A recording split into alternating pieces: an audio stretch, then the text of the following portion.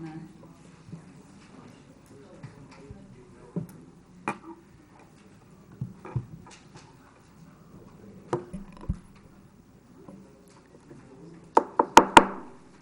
evening, welcome. Thank you for coming. Could you please stand for the Pledge of Allegiance and remain standing for the invocation? I pledge allegiance to the flag of the United States of America and to the republic for which it stands, one nation, under God, indivisible, with liberty and justice for all. Thank you. I think we have Pastor David Taylor here from the First Baptist Church. Hi, thank you. Thank you, Mary. Let's pray. Hey, Dad. Thank you so much for the volunteers and employees of this wonderful town, Lord. Thank you for their sacrifice and their hard work. We pray that you give them wisdom, give them endurance, give them strength, Lord. Thank you for all the little sacrifices they make that are just thankless and unseen. Great employees like Joe at Parks and Rec, Lord, just the great things that he does. Thank you for so many employees like him that make this town a wonderful and great place to live. Thank you for our first responders, Father, and we pray that you protect them and keep them. They do things like take rattlesnakes out of our houses and relocate them, and they insert themselves willingly into situations to protect us that are just horrific, and we pray that you protect them and keep them safe, Lord. Protect their marriages, bless their families, Lord. We're also mindful of little 9-year-old Emery that passed away recently and her family, Father, and we pray that you give them comfort, the only kind of comfort that you can give them, and we confess that we don't understand when things like that happen, but we also confess the motto of these here United States, that it's in you we trust. Lord, help us to be good neighbors to those in Scottsdale and to our Yavapai friends and to those Peeposh and Otham and the Salt River tribe, Lord. Keep them strong and prosperous. Bless this town, Father. Even the cats at Fearless Kitty Cat Rescue, Lord. Pray that they get homes, Lord. And you know I don't like cats, Father, but there's many people that do. And give us a heart, Father, for things that we often don't care about, but maybe should. Bless this time, Lord, as we deal with the business of the town. And we ask this in the name of Jesus Christ. Amen. Thank you. A roll call, please. Mayor Dickey. Here. Vice Mayor Tolis. Here. Councilmember Charno. Here. Councilmember Brown. Here. Councilmember Magazine. Here. Councilmember LaCrone. Here. Councilmember Spellich. Here. Thank you. The first item is a proclamation designating January 2019 as Stand Up, Speak Up, Save a Life Month in Fountain Hills. I'll ask Councilwoman Sherry LaCrone to do the honors, please. She'll read it and introduce our guest. Thank you, Mayor. Whereas the Speak Up, Stand Up, Save a Life movement presents an ideal opportunity to help bridge the gap between young people, our local community, government, and law enforcement in a positive way. And whereas our local schools are facing preventable suicides and tragedies that may include warning signs in person or online, but bystanders or friends remain silent among threats or cries for help.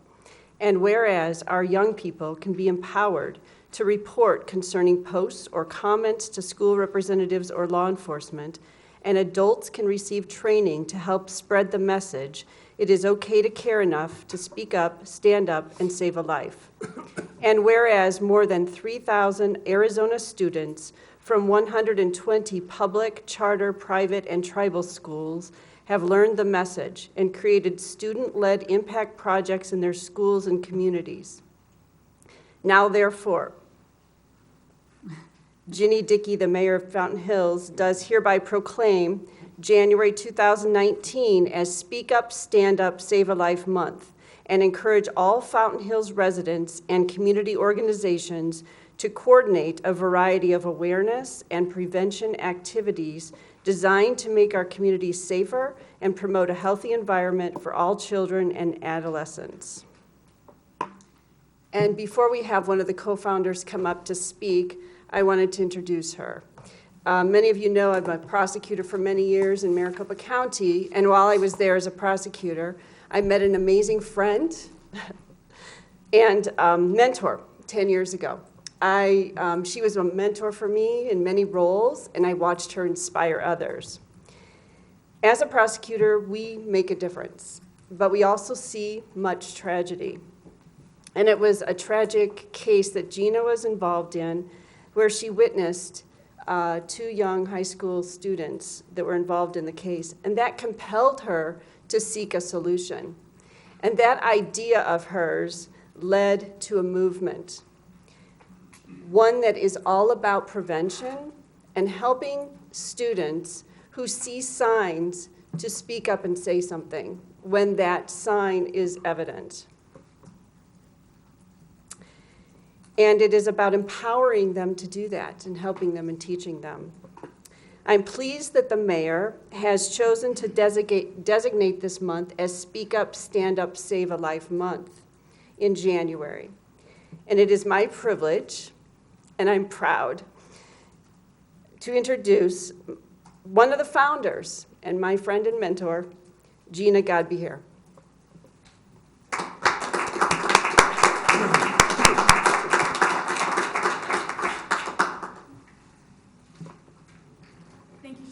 Mayor, Councilwoman LaCrone, and all of the council. Thank you for having us here today. I wanted to tell you it's my pleasure to introduce also your district captain, Captain Larry Kratzer. Larry Kratzer, and Deputy Brooks. Sorry, I'm at a loss for words. Thank you.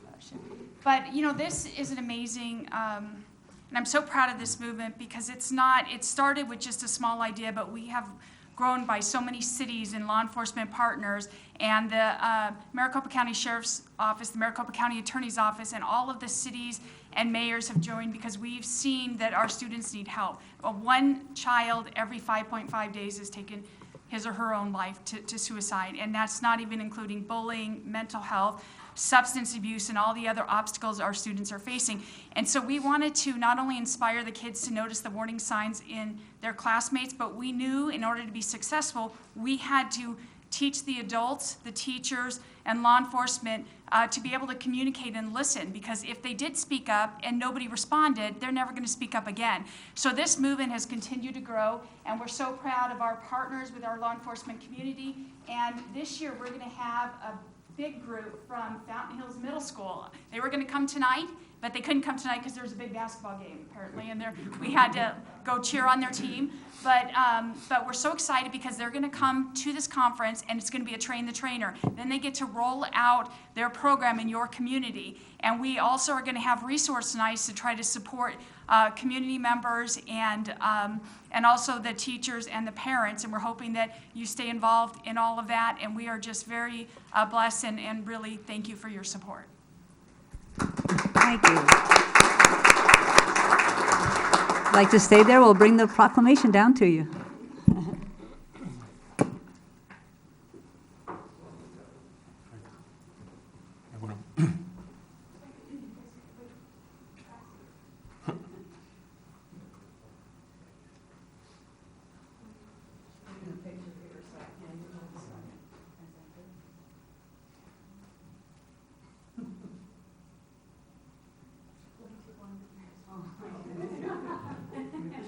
Okay, I'm sorry.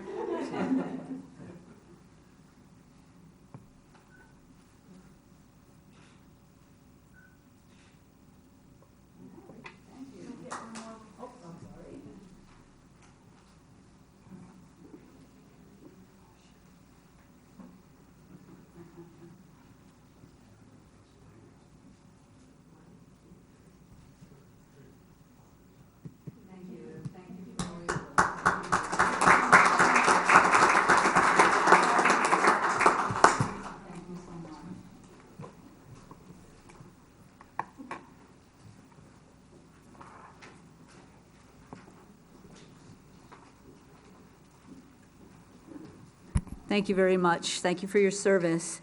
So speaking of Commander Larry Kratzer, I'll turn it over to our town manager, Grady Miller. Thank you, Mayor. Mayor and Council, I'm very pleased tonight to introduce our new captain. Our captain, Larry Kratzer, began working for us actually the night that council was installed as new council members. He brings with him over 20 years of experience. He's recently promoted for this position. He previously served as lieutenant. He worked in positions in the Professional Standards Bureau of Maricopa County Sheriff's Office, as well as the Bureau of Internal Oversight in the Audits and Inspections Unit, and also the Traffic Stop Data Analysis Unit.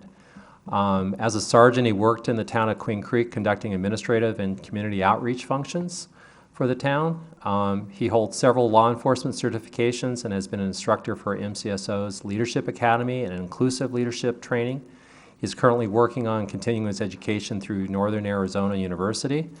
I have to tell you, as part of our intergovernmental agreement with Maricopa County Sheriff's Department, part of the selection process for a new captain to be selected to work as the commander of this particular district is the sheriff provides 3 names of the top candidates for this. It's a very highly selective, very difficult assignment to get.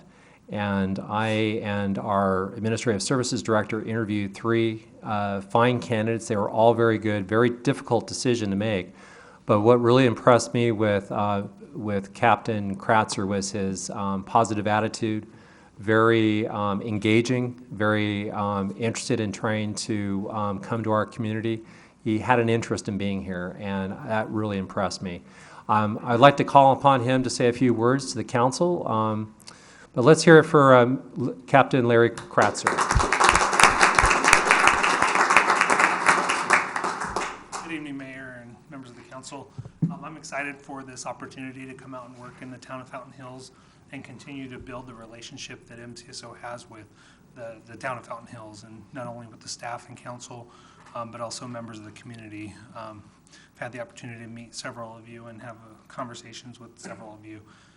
And I'm just really looking forward. I've been very impressed by the support and the community interest in MCSO being involved and engaged in the community. And so I'm interested in continuing those engagement with my deputies in the community and finding innovative and creative ways for us to be out there in the community and for us to help find crime reduction, prevention programs, and also those things that are important to the town and the residents, speed enforcement, seeing their local law enforcement out there in the community and being visible. So those are the things that I'm excited to continue on with and improve. And I look forward to working with each and every one of you and continuing to build that relationship. So thank you very much. Thank you, Commander. Thank you, sir. Welcome. Thank you.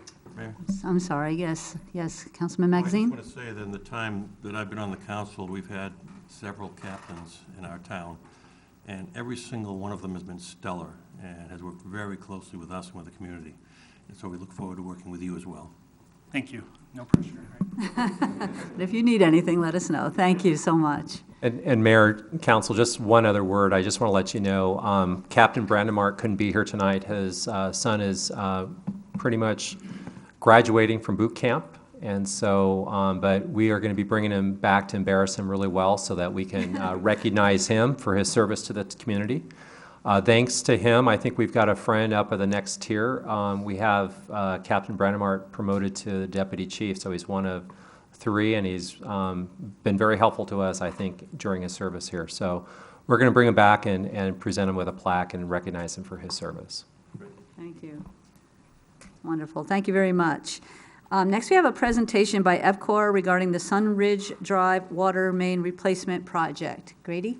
Yes, thank you, Mayor. Mayor and Council, all of us are very well aware of the issues we've had over the past, I can think of probably 4 or more years of where we've had water line breaks in the Sunridge area. It's gotten to a point where EPCOR has taken this very seriously and has acknowledged a need not just to replace sections of the main that is broken, but do it in such a strategic way so that we don't ever have to see these water main breaks and the disruption of service and also to our residents. With us tonight is Rick Alvarez, the project engineer who's going to be overseeing this project, and he's going to be giving you a presentation on what the project's going to ensue and some timeframes. This is going to be starting as soon as next month. So, Mr. Alvarez.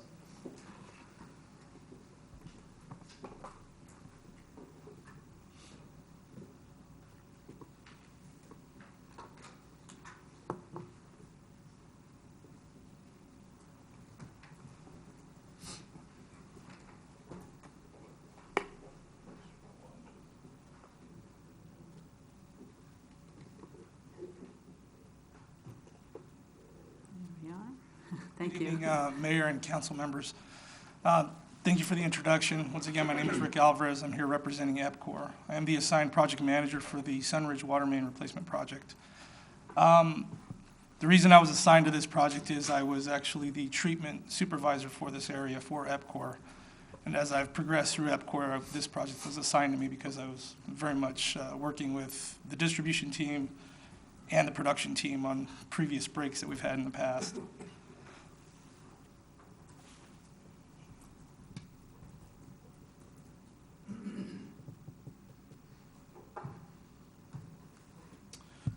With that, the purpose of the project is, like mentioned before, we want to replace, instead of replacing portions, like we've done in the past on emergency repairs, we would like to look at the main section where our troubled area we've had, and that's along the Sunridge Road between Palisades and is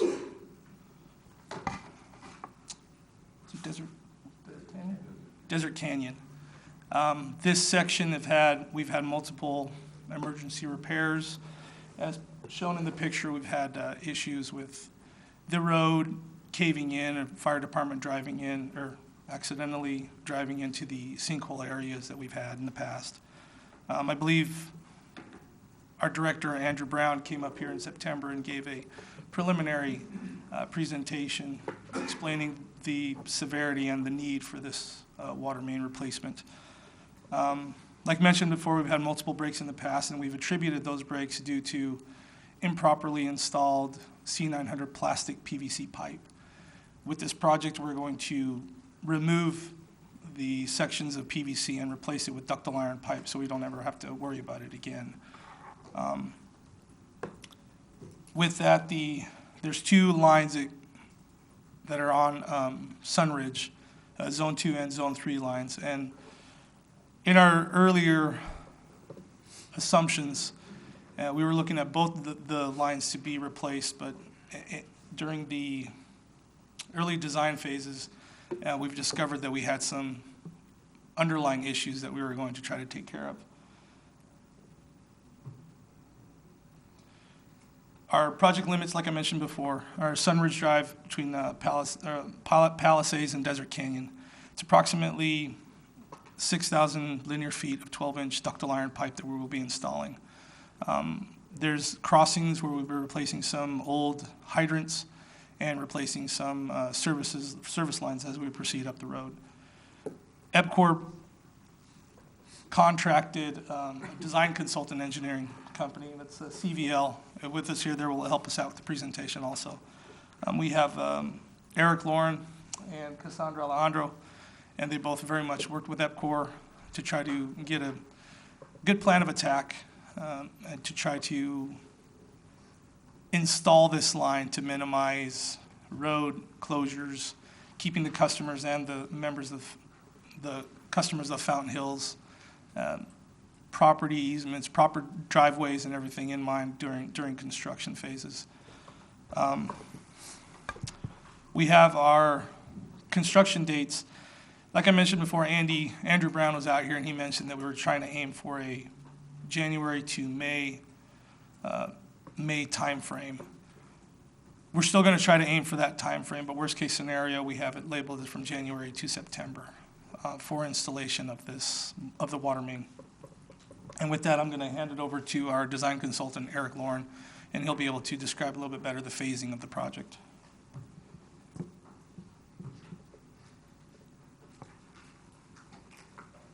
Thank you, Rick. Good evening. My name is Eric Lauren, and I'm the Director of Water and Wastewater Department for Cohen Van Loo Consultants. We're an old line firm. We've been in the Valley since 1958. I've been with the company 20 years, and Rick and EPCOR provided us a contract to do this work about 3 months ago. And so we are proceeding with the design, and what I'm going to be doing is just going through some of the little details of what we're proposing to do. As Rick mentioned, we're going to be installing about 6,000 feet of 12-inch water main replacement, and that's going to impact a little less than a mile of roadway that is from Sunridge to the northern end, which is Desert Canyon Drive. In order to not close the road or impact, or try to minimize the impact to the traffic, we're going to build this in 4 phases. And the phases are going to be staged so that we can quickly get through and try to restore traffic back in the road. We will have a detailed traffic plan that we're going to be presenting to the town for its review. And we are in the process of, right now, getting bids from contractors to do the work. So I will start here by talking about phase 1. And, but before I get to that, Rick mentioned that there are 2 lines, parallel lines in Sunridge. One of them, the Zone 2 line, can be completely replaced. And what we're going to be doing is installing the new Zone 3 line into where the existing Zone 2 line is in Sunridge. What that means is that we need to start at the north end of the project and install a parallel line, which new line, which you can see in blue, right here. This will be on the northbound lane of the project to create a loop for the water line. That will allow us now to move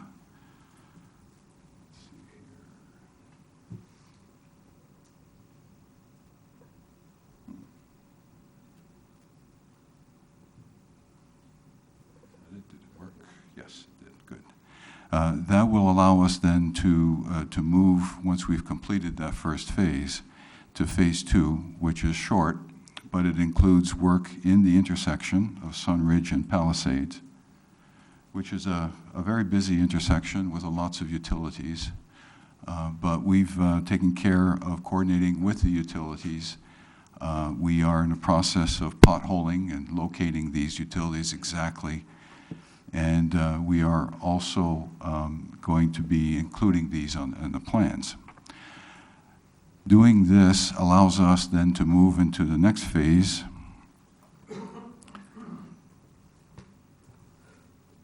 Where is it?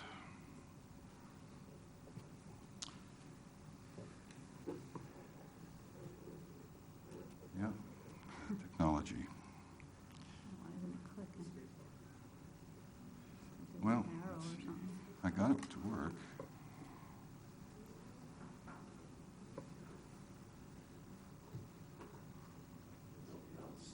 Is it frozen? I broke it, I'm sorry. Oh, there you go. All right, phase 3. Thank you. The third phase takes us into a kind of critical area of the Sunridge, which is the country club drive and the golf course area. This is also fairly short, 700 feet, and that will replace, again, what we're trying, we will, by moving the new water line into the Zone 2, or northbound lanes, we will be able to keep the southbound lanes open. And with proper traffic control, we'll be able to keep traffic from moving. The longest stretch of construction is the Phase 4 improvements, and those will take place from the golf course, country club, all the way up to the southern end of I believe, where Phase 1 begins, and that will complete the project. Then we will be ready for testing. We foresee some difficulties in installing this line. As you know, the terrain is very hilly, but also rock is very close to the surface. So one of the ideas that we had is by installing the new line on the old line that we don't need, is that we can minimize excavation and we can do this more quickly. We are also going to be crossing some drainage structures. There's a box culvert and also a series of 3 storm drains. Those will be done by jacking and boring. So in other words, we're not going to be open cutting and cutting the boxes, but we're going to be going underneath them with the jack and bore. We expect this, as Rick mentioned, to be done as quickly as we can in May-ish. And where we stand right now is the plans are under review by the Maricopa County Environmental Services Department and the town for 100%. And that is just a quick rundown of the project, and we're ready for any questions that you might have. Thank you, sir. Appreciate it. Anybody have any questions, council? Councilman Charno? Probably for Mr. Alvarez, was there any thought to maybe delaying it a few months till the winter visitors are kind of gone? I know it push you back into the fall maybe further, but or is it something that needs to be done rather quickly for summer? That seems to when you have most of the breaks is during the heat. So We did take into consideration the turnover from visiting people in the winter months versus the summer months. Because we've experienced so many breaks and we know every time the temperature seems to change, we have these issues. That's why we're targeting to try to get this replaced first quarter of this year before the extreme heats hit, and also during the summer months, the highest demand. So we want to minimize any sort of water loss we may have, and if we're digging on a main and suddenly something happens, you start losing ground at some of the reservoirs. So with this, weighing it all out, it seemed that this would be the perfect, there's not really a perfect time, but a better time to replace the mains first quarter of the year. One thing that I did want to mention, see the pointer real quick? Sure. The reason there's a,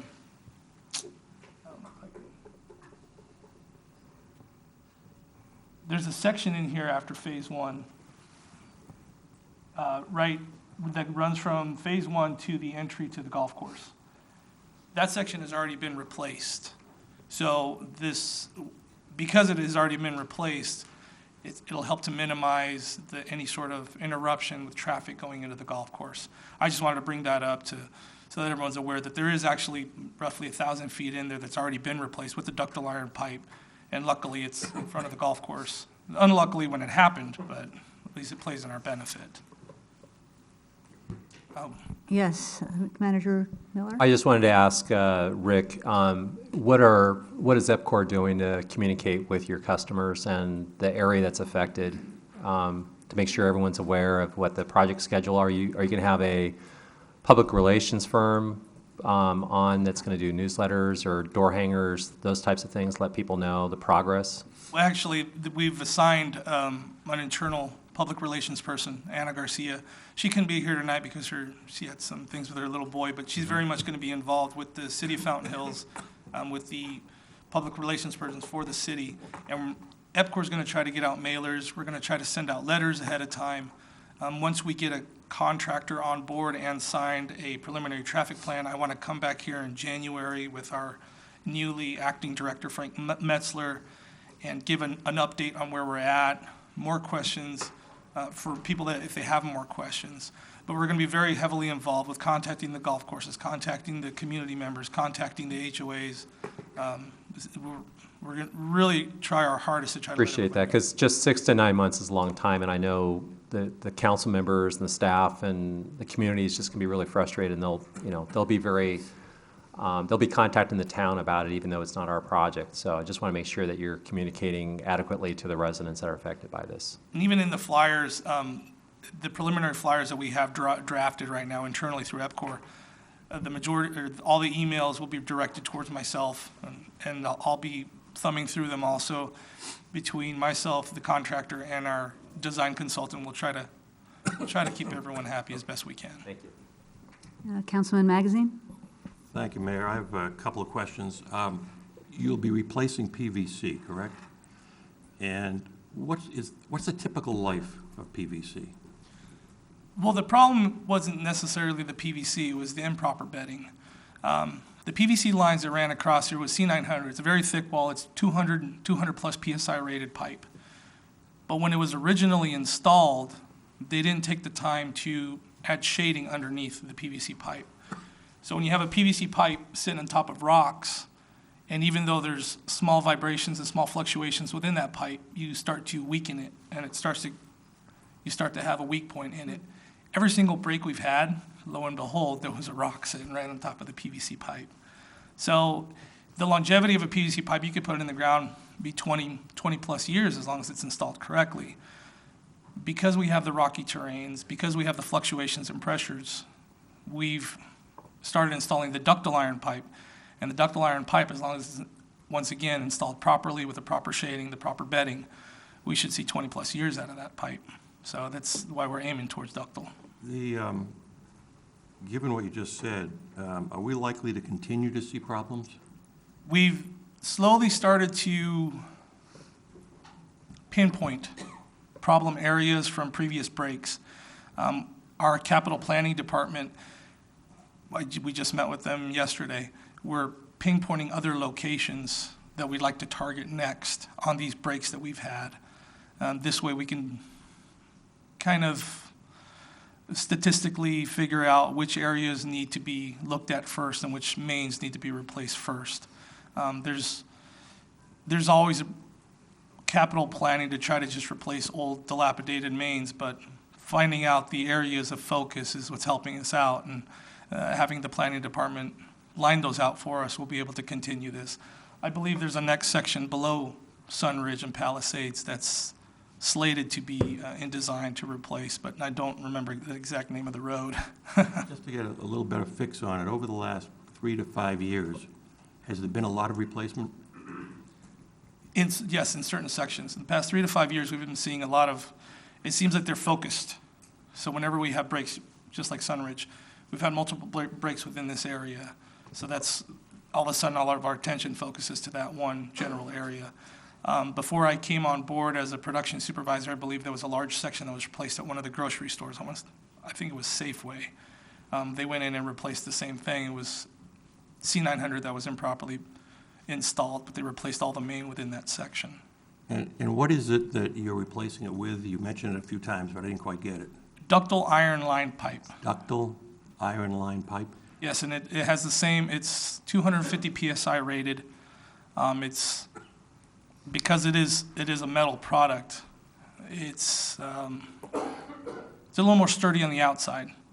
But when you have to install it, you have to take care and precaution when you're installing it to make sure that it's also sleeved so that the soils don't affect it. So this is all things that EPCOR takes, when we have contractors installing these products, we're very much where they're on site, making sure they're installing it correctly. We try to line out as best we can in our plans, following our own developer guidelines. So but it's a more robust pipe. A couple more questions, if I may. You said that typical life for that is 20 plus years. For PVC, you mentioned up to 30, 40 years. PVC, you could get about 20 to 30 years. It just depends on the quality of it. You can have two different manufacturers produce the same exact C900, but one manufacturer, their mix might be off. We experienced this in the early 2000s with Vanguard with poly pipe. It was supposed to be the end-all be-all, but lo and behold, all these service areas where all these poly services just started popping, but it was because of the specific blend that company was using for their poly pipe. So if it's made to last, you get 20 plus years, but it also depends on the manufacturer. One more question. I think Councilman Brown might be able to help with this.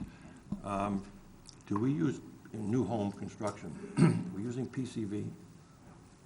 We're using ABS, we're using PVC.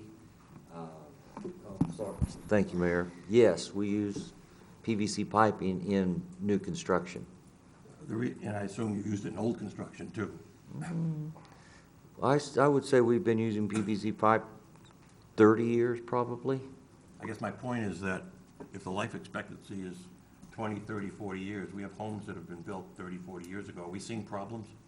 Well, the thing, too, with the housing is it's not buried. It's not buried. It's very much protected inside the walls. It's taken care of. You don't have the other environments. You don't have the constant rubbing of the pressure fluctuations within the pipe.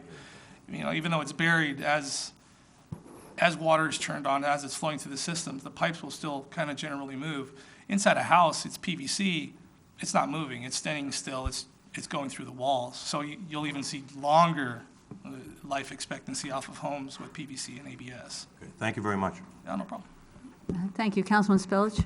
I claim no expertise in this field, but I'm just wondering if, when you're opening the ground and you're replacing this line and everything, are you guys at all consulting or working with the Fountain Hills Sanitary District to, when you have the ground open, I'm sure there's pipes under there that are maybe their pipes. Are you guys working in conjunction with them on this? Well, actually, Yes.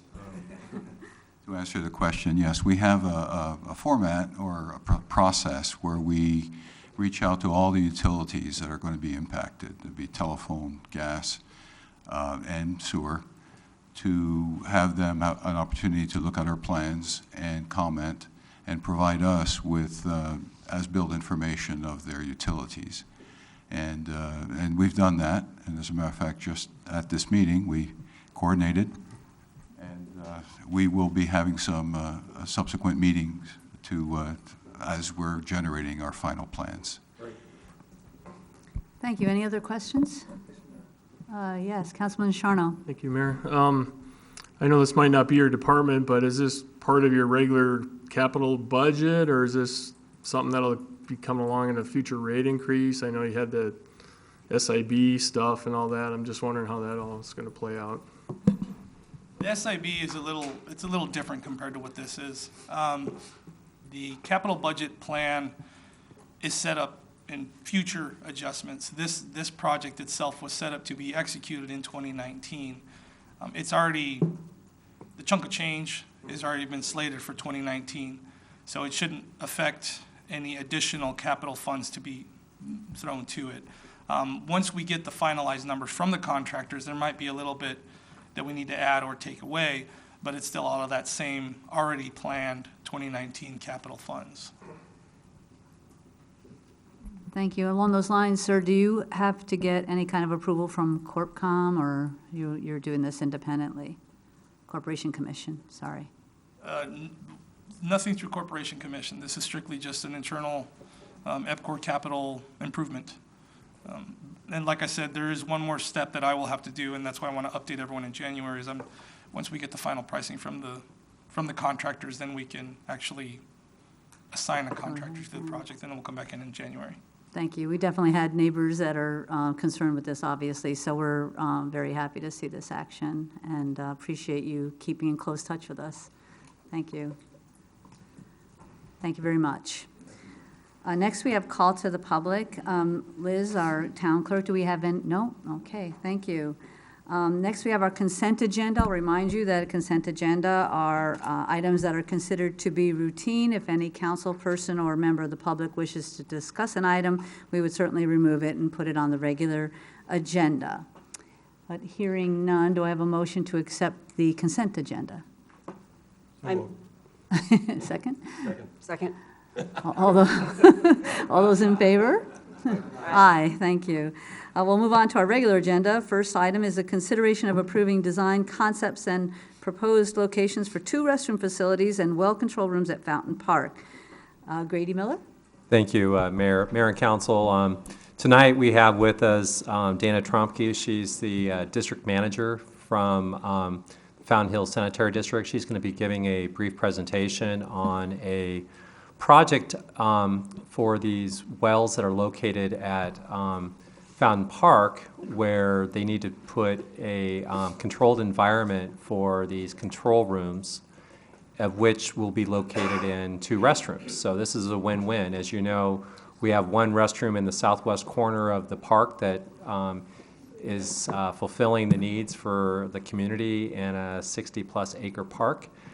Adding additional 2 restrooms, I think, on the other side of the park will add a lot more convenience for our residents, and I think this is a total win-win for the community and for the district as well. With that, I'll go ahead and turn it over to Ms. Trompke. Thank you, Manager Miller. Thank you, Mayor Dickey and council members. Sorry, you can hear me, right?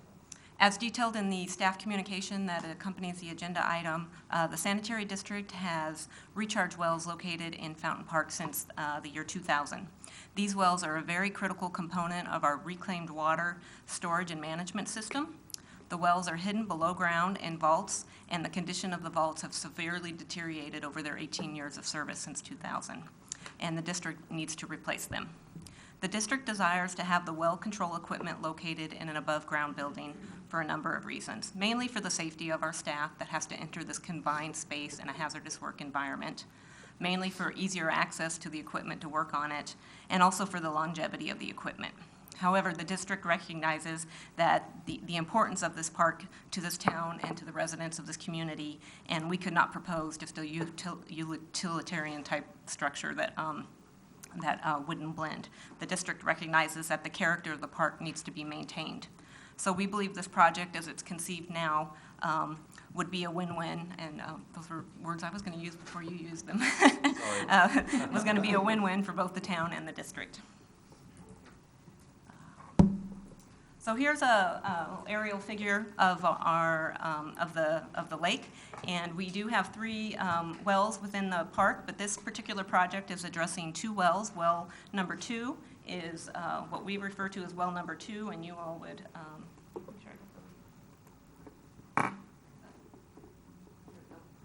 Well 2 here is on the east side of the lake, and then well 4 is up at the northern tip up here, a little bit northeast of the amphitheater, right along the sidewalk.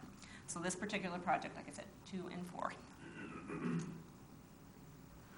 The project goals really, first and foremost, or importantly to the district, is to locate our vital infrastructure above grade, so our staff has safe access to it and that we can maintain our equipment. Another project goal is to minimize the impacts to the grass. The current locations of where these wells are require us to drive across the grass to reach our equipment, and that is to much of the annoyance of your park staff after they've done reseeding. And we make every effort to work closely with them and help maintain and repair grass, but it really is an annoyance if we have to disrupt your grass. Also, if you note, well 2 right here is in between the road and the walking path, which is fine. Well 4, this facility right here, the walking path, the sidewalk, is between the well and the road. And so in order for us to get to it and to access it, we have to close the walking path. We have to close the sidewalk. You may have seen many times over the summer, we've got barricades up, we've got chain link fence, we've had to reroute the walking path. And it is a disruption to those who like to use the walking path around the lake regularly. So I think a thoughtful and properly laid out access to it could avoid that. Additionally, it is an opportunity to provide additional amenities. Now, the facilities that we have, we've engaged an architect to come up with these conceptual design renderings. And as you'll note, they look and they're designed very much to match the existing park facilities. This is might just be more of a function of the software generating a color. It's not going to be pink. It's going to be the same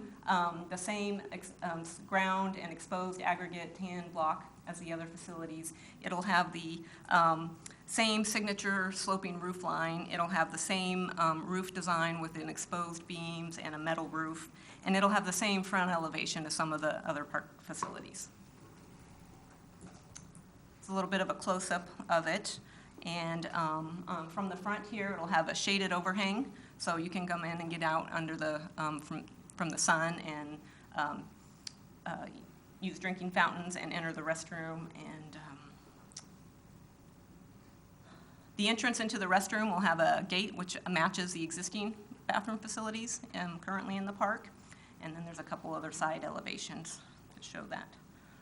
The back side of the building, we've made some refinements.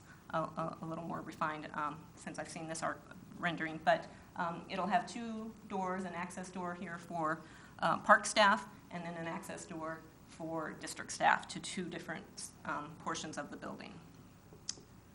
This is the conceptual floor plan that's considered, and so you'll note this is the shaded overhang. So this is, while shaded and has a roof line, it's not enclosed building. but the majority of the building in here is this shape. And you'll note about 2/3 of that is dedicated to the restroom facilities, men's and women's, and there is a storage facility in between to house supplies, and there'll be access to the plumbing equipment to maintain the restroom facilities. The other portion of it will be a mechanical room, which will house all of the well control equipment that we so desperately want to have above-ground access to.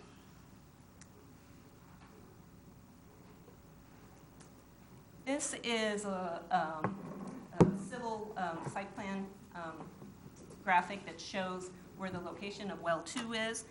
Here's the parking, the entrance to the parking facilities that are there on the east side of the park. It's located next to the parking lot, which is convenient for those who say want to drive and park and then take their walk around the park or walk their dog. And right now, there currently isn't any facilities over there on that side of the park. So this would provide restroom facilities for those who just enter and use the park from that particular location. It's easily located off of a walking path. So the normal walking path is this way, so people can easily go in and go out, and provides great access that way. And the front of the facility is facing the lake and facing the fountain, very much fountain-centric focused. It's a fairly flat area of that part of the park. There's no trees, there's no structures, and so this one will be a relatively simpler facility to construct. Well 4 on the northern location, near the northern tip, is a little more difficult. This facility also will face the fountain and the lake, but this site requires that the sidewalk be relocated to the front of the structure. As it is now, the sidewalk would be behind the back of it, and we want to be able to provide those using the walking trail easy access in and out again. Now this is conceptual, it's still being refined. I want the sidewalk to undulate back and forth to match the existing one. But what this does is if we can thoughtfully design some access behind it and route walkers in front of it to use the facilities, therefore we wouldn't have to close the sidewalk when we need to get to it to maintain the equipment in the back, and we wouldn't be routing pedestrians into the road or onto something else. I'm going to ask a question and I'll save it till later. There's another issue in that area is that this has a lot more rolling hills, and so there's some grading issues to work out. We want to make sure that it fits well into the sites. You'll notice it's got a lot of rolling hills and trees, and we just want to make sure it blends into that. So still working through the details of that. We can ask questions now? This is my last one, and then we'll, so the project schedule, we're currently in the design phase and still working through some details and coordinating. I've been coordinating with Town Manager Miller and with Community Services Department and Parks staff as well. So that'll work through, and we anticipate going through detailed design through spring. We are beginning to work with a construction manager at risk to start to begin to negotiate and to get some estimates of costing, and so this so we're still working through that and won't have a good idea of what the actual cost will be until later this spring. And if we can work through these details, one of the next steps that we'll need to do is to begin to work and develop an IGA with the town, and I've had some preliminary discussions with town manager about that. We've come up with a couple discussion items to review. And then construction really is proposed to be over the summer, so as not to impact the town activities, especially the ones that happen in the northern area of the lake. I believe that is it. And so, yes, I will take questions. Councilman? Thank you. Councilman Tullis? Hi, thank you. I think you did a great job. I think this is a needed project, and it's something that I know you've been working on for a while. My question would be on the slide, well 4 north location, and this would be north of the amphitheater on the hill section there. Is that right? It's northeast, yes. Are there limitations as to the size of this facility that you would be able to propose? Can we go larger? And is there a possibility that you can have more than just 2 stalls? Well, there's some budgetary limitations that the district has. And the original concept was that these restrooms are to be secondary and supplementary to the main facilities, that they weren't necessarily sized to house the hugest car shows and those kind of events. There are some real challenges that we're trying to work with right now on the site grading. And in order to accommodate any footprint larger than that, that would significantly require a significant amount of fill and have to fill in quite a large area. There's a little bit of a valley there, and it would go down quite far to almost where the sidewalk starts to turn into the amphitheater. So that is one of the challenges that we're still trying to address, is even to get this footprint in that area because of the rolling hills. The Vice Mayor brought up a good point, because that was something that the staff and I had talked about initially as well. But in thinking through some of the events that we have, there's no way that these standalone restrooms can handle the volume of people when we have these big events, like the 4th of July, and you still need to have the portable restroom facilities. But it would be nice. I mean, everyone would prefer to use more of a permanent type restroom facility, obviously, but the few times a year that we actually have that, it probably doesn't make sense to probably have something built on an overscale basis just for a few occasions that you need to do it. But it did come across in the discussions, though, Vice Mayor, as well. So good point you brought up. Thank you. Any other questions? Councilman Brown? Thank you, Mayor. So you've got a really nice structure. It's a large structure, and there are several things that I'd recommend. I would still recommend putting a wall with a door in it going into both sides of the restrooms. It's a little old-fashioned, but just to have a plaque on the wall for people to walk in, I would question if that is the right application for this restroom. And then the other recommendation that I would make is I would put the storage room sink on the back wall and the door to service the restrooms on the front wall. I clearly understand the mechanical room having the door to the outside for your people to enter, and that made all the sense in the world, but to have to get your supplies and walk around the building to service the restrooms is questionable. I would think you'd want to look at that. Better view of this. We did have, we had discussion meetings with Community Services Director and Park Staff Director and Superintendent. And the reason that is that's like a mop sink is in the back. And the reason that the access is in the back is, my understanding is that there's quite a few times that there are plumbing backups and plumbing issues. People shoving paper towels down facilities that don't. And so it's quite messy to have to go in and take that plumbing apart. And so you have access to the plumbing behind the walls. And so if the door were on the front, then you would be bringing in hoses or rotor-rooter type equipment through the front door, through the main access facility. And so at the time, it was agreeable that having access to the back is fine, because how often they have to get in to redo soap and paper towels is not as wouldn't it be that big of a burden, considering when you're in there actually maintaining the plumbing, the disruption to the facility. Fair enough. Thank you.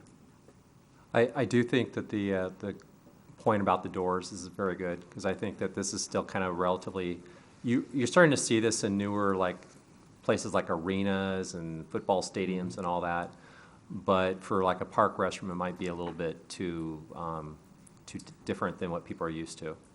So the doors separating male, female might be a good idea. Just a thought. I think Councilman Sharno?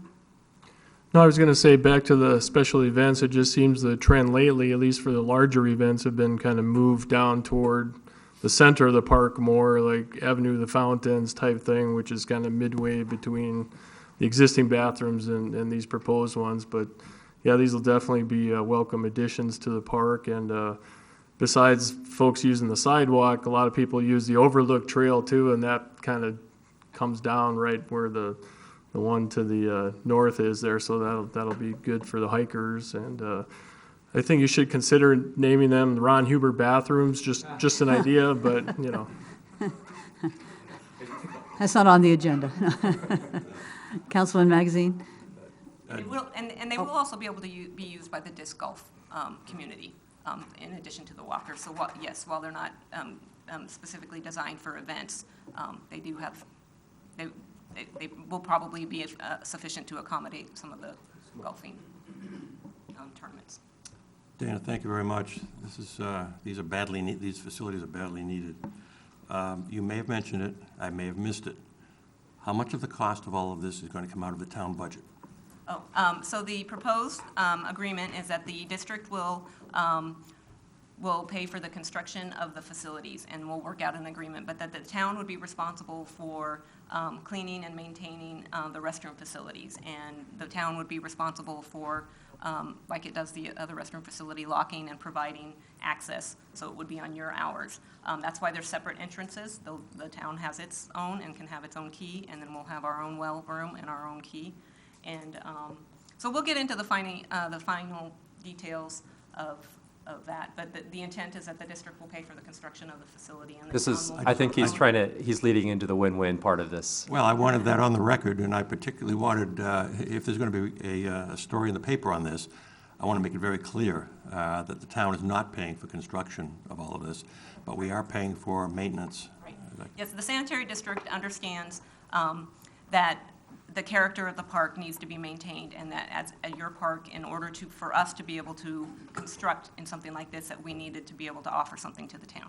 And so, so yes, we wouldn't be allowed to do just a utilitarian type structure. Thank you.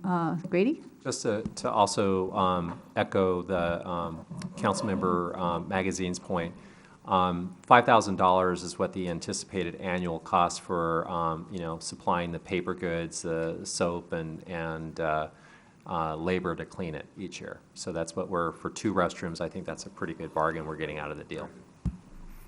Thank you, Manager. Tromke, do we have any comment cards?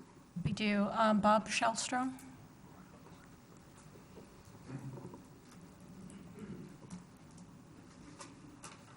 Welcome. Welcome, thank you, and congratulations on becoming mayor. Thank you. I think you'll serve us well. Anyway, as a professional engineer since 1984 and one who's worked on projects like this before, I'm not seeing win-win, I'm seeing lose, lose, lose. 3 reasons. Number 1 is, one of the great things about our Fountain Hills Park is the open space. If there's any way we can prevent decreasing that open space, we should be doing it. And there are alternatives. I've done designs on many vault repairs, and you could keep it underground. You can, if you've had a problem with salination and corrosion, there are coatings, linings, and sometimes just pouring concrete around it to be able to take care of it. As far as I know, and I hadn't discussed this with our lead presenter here recently, but I don't think they even investigated that. You should be able to have an opportunity to say, we have this to keep our area open space for this cost to our taxpayers, whether it's through a sanitary district or the town, and this is what it costs with these objects there and these restrooms. If you don't have that, you're really looking at half the story. The other thing is the issue of acoustics. Now, anybody who likes to walk their dog down Avenue of Fountains as I do knows when you go by the pumps for all the fountains, you hear something. It's not really irritating to my mind, but the bottom line is you're probably talking, and she could probably correct me on this, about very high horsepower pumps for what you may be putting into these areas, and certainly as much or more than what we have on the avenue. There's things you do for acoustical design, like put things underground where the sound is substantially stopped. But if you put it above ground, you have to make sure you have the right acoustic construction. And I've done designs on buildings where they had been near airports, and there are acoustical windows you can put in, but they're only so-so. Finally, there's the issue on the cost that I saw on the agenda form for this of $5,000 per year. Maybe in Fantasyland, but not in Fountain Hills. You have $5,000 per year for 2 bathrooms. That comes to $7 per day per restroom to be able to replace toilet paper, replace soap, amortize your plumbing costs, which could get significant with these for a public restroom, painting on a more frequent schedule than anything else does, and a number of other issues. You're going to eventually have tuck pointing and other issues. If you can do this for $5,000 a year, you are truly miracle workers. I suspect you're probably going to wind up paying at least triple that. But you can take a look to the source of the numbers before you vote on this and see if they have credibility or not. Bottom line on this, losing open space. An expensive alternative when a less alternative opportunity hasn't even been investigated, and then going with the possible acoustic and higher maintenance costs than stated here. I say this isn't ready for a go yet. Thank you very much. Thank you, sir. I don't know if anybody would like to respond. Thank you, ma'am. I would like to clarify that the sanitary district has invested in replacing the vaults in place.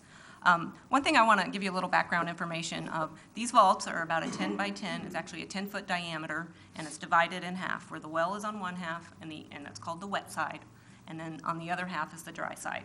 A person has to climb down a very small hatch and can stand in that wall with both of their hands out and touch both sides of it. You can touch the water coming out and the control equipment and the valves, and you can touch the high voltage control panels, the electrical panels that control it. OSHA has significantly changed and improved, or significantly added to their confined space requirements. And I don't believe that in 2000 that the strict amount of confined space requirements that we have to comply with now to build something to code. So we have looked at investigating that. If we were to replace it in ground, we would have to have a vault that's probably about 3 times the size of what we have now below ground. And we would not do it in a metal vault. We've learned some lessons over there over the years. We would do it in concrete, which requires a much bigger excavation, and I think it would actually be more disruptive to the park. As far as acoustical, these are 75 horsepower pumps. I don't believe they're anywhere near the, someone can correct me, 400, 300, 600 horsepower pumps of the vault equipment. And technically, they're submersible pumps. They're actually in the well 400 feet below grade. It's the equipment in the room is the control panel, the computer, the electrical service that provides it, the valving that says when we are recharging water versus recovering water, the flow meters, the pressure meters, the instrumentation, all of that is what we need access to. Thank you. Any further questions or comments? Can we see it as, Pardon me? can we see a design with 2 extra urinals in the men's room and 1 extra in the women's room, just to see what it looks like? Well, What can you do? What's the difference? I think if you're going to do this, you do it right the first time. I don't think we're going to have less activity in that park in the future. I think we're going to have more. And granted, this isn't going to be a substitution for the necessary needs of the portable, but this is going to be used. I can see the amphitheater events and community movies and things of that nature. This could be a great addition if it's done right, and if it's done right the first time. thank you very much. Does anybody want to make a motion? It's on page 25. I'm looking at the motion.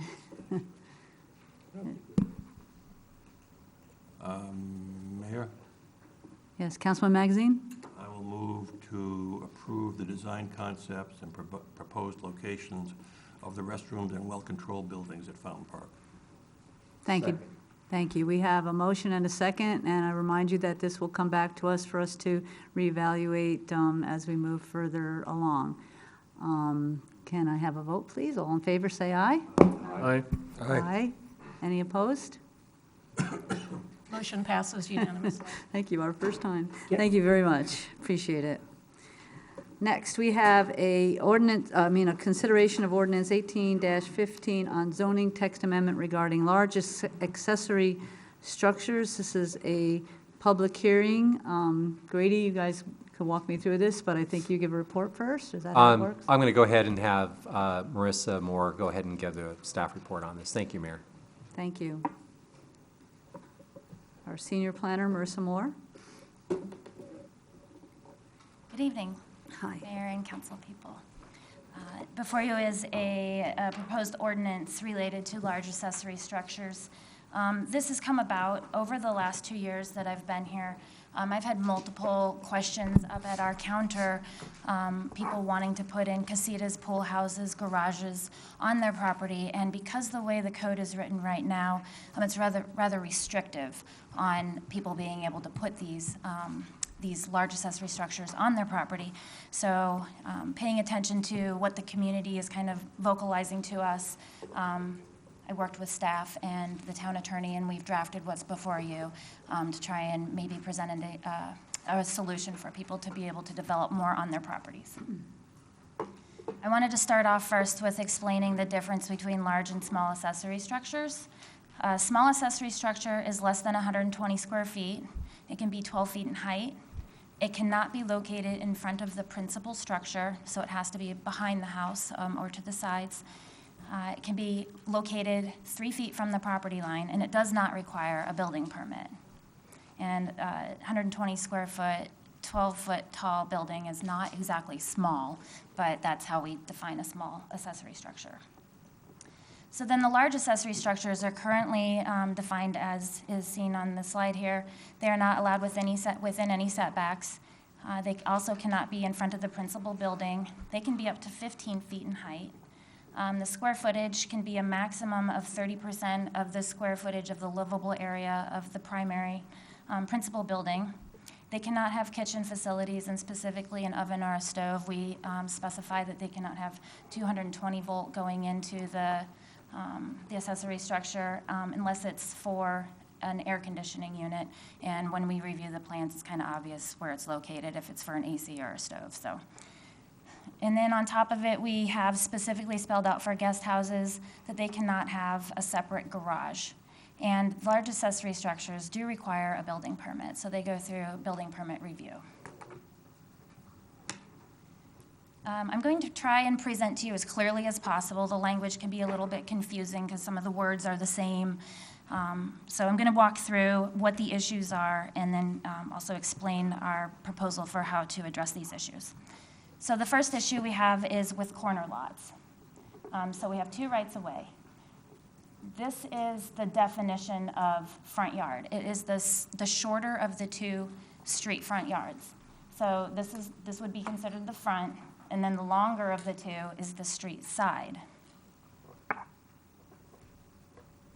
On this slide here, I've then shown opposite the front is the rear, and then the interior then is the side. So we have a front, a street side, a rear, and a side. And this orange box here is representing the setbacks. So the rear typically has a 25-foot setback. The street side and the front typically have a 20-foot setback, and then the side is a 7-foot setback. So on these corner lots, because of this additional street side setback, there's a pretty big chunk of property that's taken away by setbacks. This is the perception that people have. So on these corner lots, their primary building might be facing the street side here. So they have this perception that this is actually their front yard, when by zoning definitions, it's not, it's their side street. Then they presume, well, then these are my side yards and that's my rear.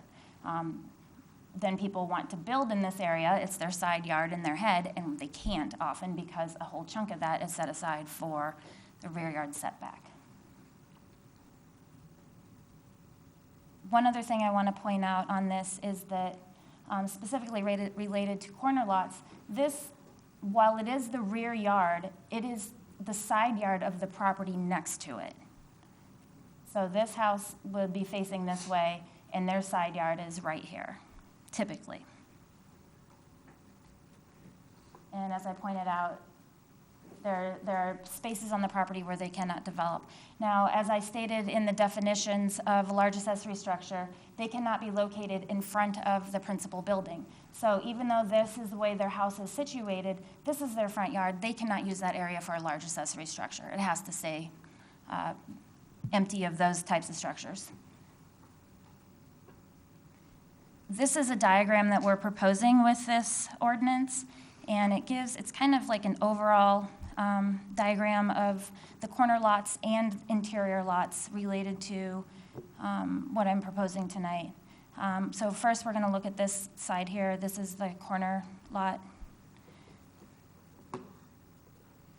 What we're proposing for corner lots would be applicable in R110 zoning districts or smaller. It would be only for detached large accessory buildings, only on corner lots. And then, as you can see, this large accessory structure, this is the rear yard setback line. It's located in that rear yard setback, but we're recommending that it must meet that side yard setback for that zoning district, because again, this is the side yard for this lot up here. So if this meets the side yard, it's matching the side yard immediately adjacent to it. Again, there's the rear yard setback line and the side yard setback line. So we're proposing in these zoning districts that large accessory structures can be built in the rear yard setback so long as it meets the side yard setback for that zoning district. And I know these words can be kind of confusing. I'm trying to explain as best I can, and feel free to interrupt and ask questions, obviously. I'd like to interrupt. Councilman Magazine. That last comment about building in the rear, what is on the other side, what is on the other side of that property, on the rear? So this is a street, and this is a street. So there's another property adjacent to it here, and there's another property adjacent to it here. Because this is a street, we can presume that this is an interior lot. It could be a corner lot. But for this property, this is often their side yard, the adjacent property. You said often. When it isn't side yard, what is it? I mean, what could it be? Okay, so it could be a situation where this wraps around, and therefore this property here is facing, their front yard is facing up here, and this would also be then their rear yard. They'd be rear yards touching each other. And that would be permissible under the proposal? What would be permissible? To build?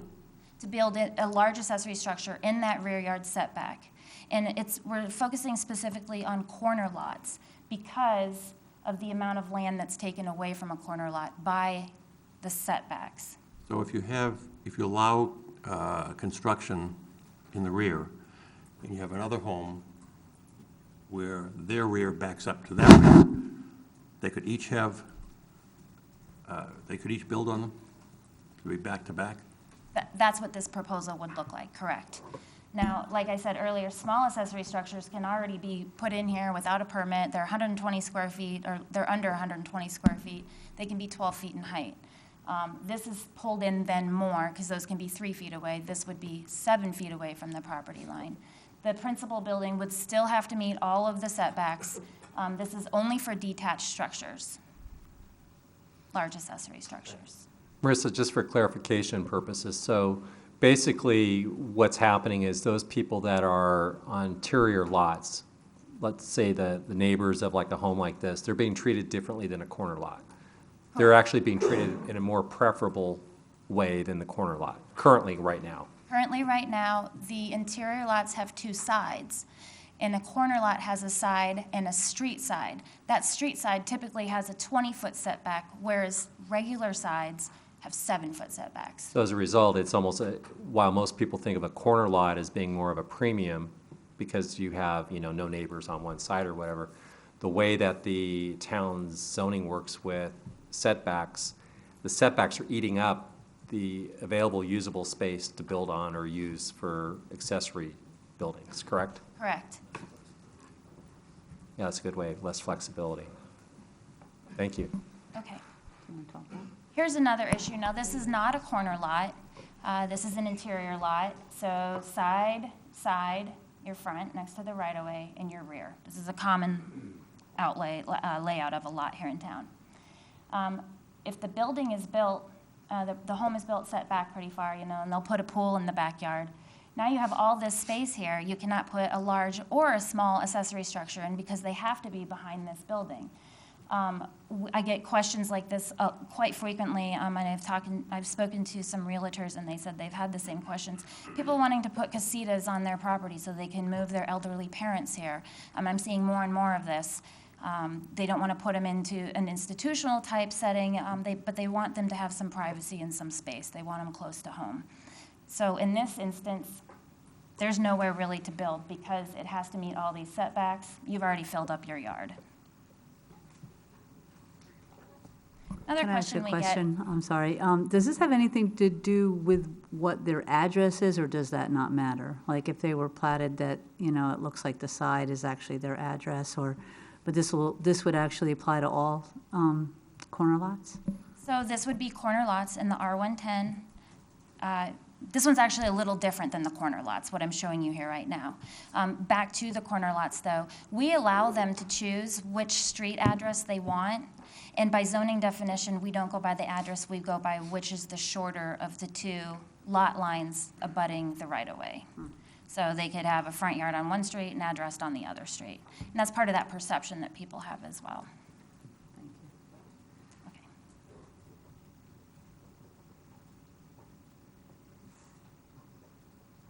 This is what we're proposing. This is the front plane of the principal building, and allowing large accessory structures in front of this front plane. It would have to meet the side, the front setbacks, but they can then use this area. What we're proposing for garages specifically is that the overhead garage doors do not face the front road, the right-of-way. So here we're showing it's facing, you know, it's at a 90-degree angle. One of the things, though, this came up at Planning and Zoning Commission.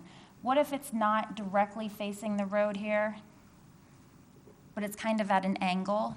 I discussed this earlier today with my director, and we thought that maybe proposing that if it's approximately 45 degrees or more facing away from the road, that might be acceptable. Again, we're trying to figure out how to make this work aesthetically.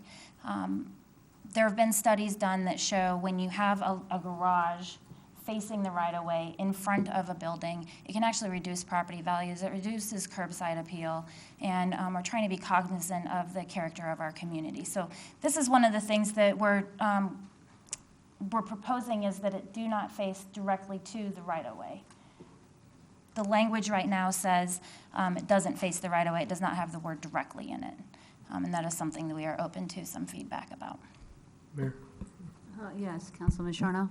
Quick question on the garages. I mean, I appreciate the doors not facing the street. I think that's good, but if the side of the garage is facing the street, can we write in anything in the ordinance requiring some kind of architectural feature rather than just a blank stucco wall? I mean, like a window or any kind of other feature to help, you know, make it more aesthetically pleasing? Right. So we did discuss that. My department, I conferred with a number of people upstairs. And requiring that then starts to get into an architectural review. I was even a little hesitant to suggest having the colors match or be the same, because some of these things then become subjective. And putting in a window, well, what if they don't want a window? Then it's a fake window. Well, then it's not really a window, you know. And you start getting into these architectural design that we don't have standards. We don't really do that yet. But obviously, if that's something that you would like us to look into, that's something that you can recommend. This is the interior lot again. Front plane of the principal building.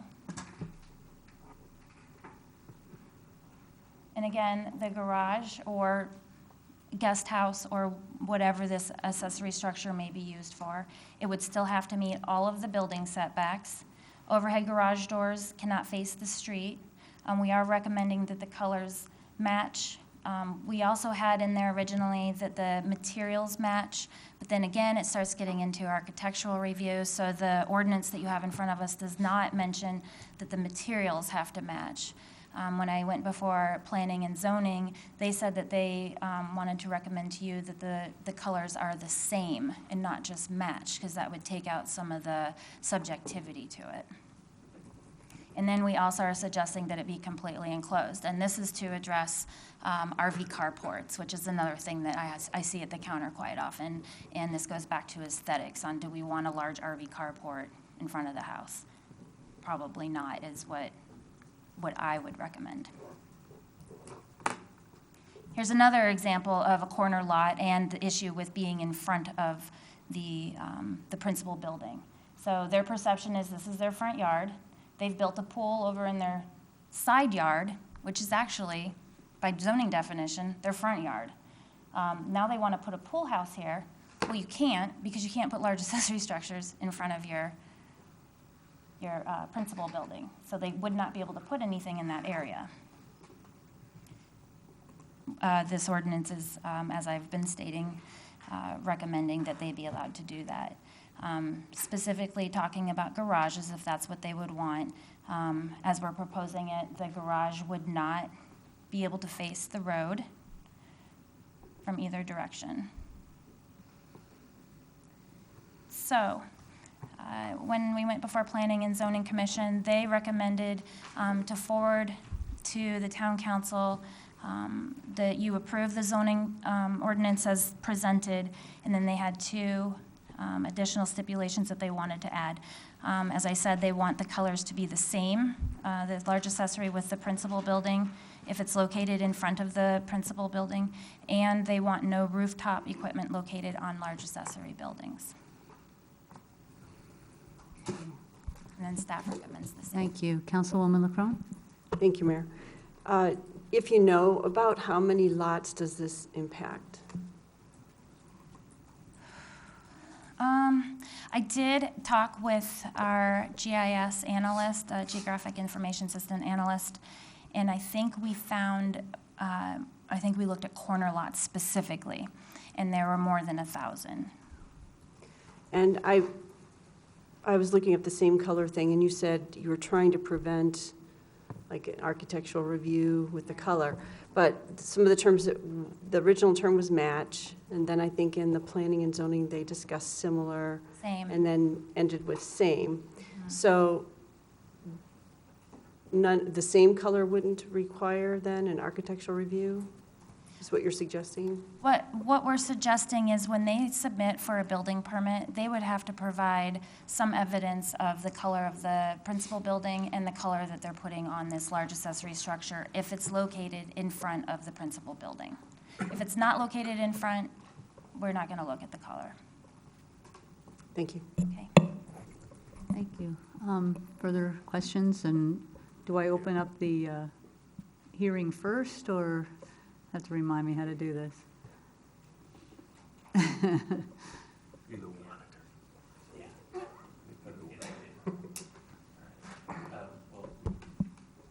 I thought at some point, are we doing, okay, all right. No, well, we have more comments from council, but I wasn't sure, do we open the hearing before we do that, or after? I think we can do that after we finish up comments from council, and then open up For the public. There public. may be follow-up comments from Okay. council after that. Okay, Councilman Brown? Thank you, Mayor. Why are we restricting this to R10 only?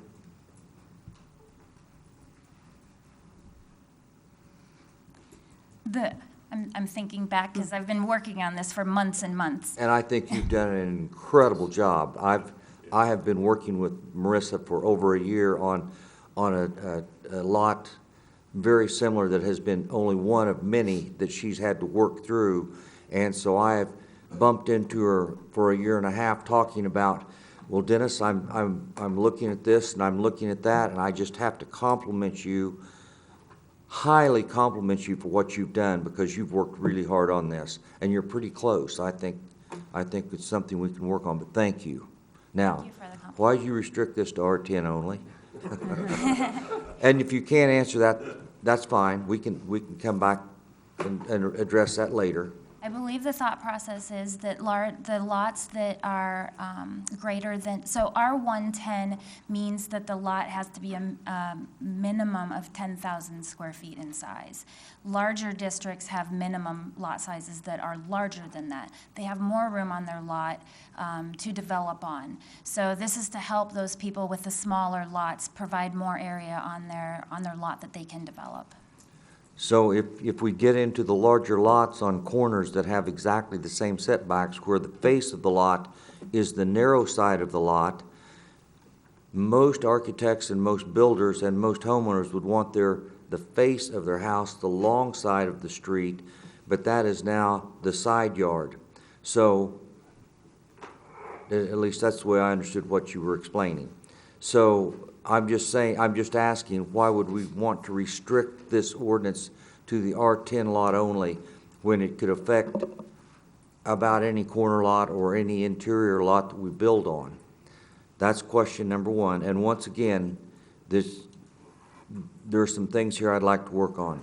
The second item is the town of Fountain Hill still has the restriction of putting a kitchen in a large accessory building, and that is, in my opinion, about as archaic as some of the other ordinances the town of Fountain Hills has, and I would like to strike that completely out. I think it's ridiculous to be able to try to bring your mother or your father in and not expect them to have a small kitchen facility to where they could at least have a stove or an oven or a dishwasher or a sink. I mean, it's going to get put in anyway. I hate to say that, but it's going to get put in anyway. But so opposed to making it illegal, I'd like to strike that. And once again, I think Mike said that, yeah, it's the front, it's terminology, front, side, rear, and you've done a great job of explaining it. And I don't know that I guess it was the way it was platted. The town of Fountain Hills was platted this direction. Can you tell me, did this ordinance come out of the county, or is this part of the ordinance that we adopted from another town when we became a town? As far as I know, and I'm looking at my director, and he's been here for 13 or 14 years, this is how it's been. I've only been here 2 years, so it's been this way for a long time. Yes, I think it's been this way virtually from day one, and it makes it difficult to build an accessory building on the property that you're paying tax on. So, and I have to agree that if we're going to put a garage on the front of a house, let's see, which would be on either the front on a corner lot or the side of a interior lot, I totally agree not having the doors face the street, just for the appearance of the structure. I don't know that we will ever be able to actually request a window, but you would like to think that the people that live in Fountain Hills that can afford to go out and build something like this would want to enhance their property with something prettier than just a square box with 2 doors on it. But all in all, I will say one more time, I think you've done a magnificent job manipulating this to where we can actually build on our own property. Thank you, Marissa. Could I reply to one of your comments, Maybe. Mayor? Is that okay? Yes, you may. Thank you.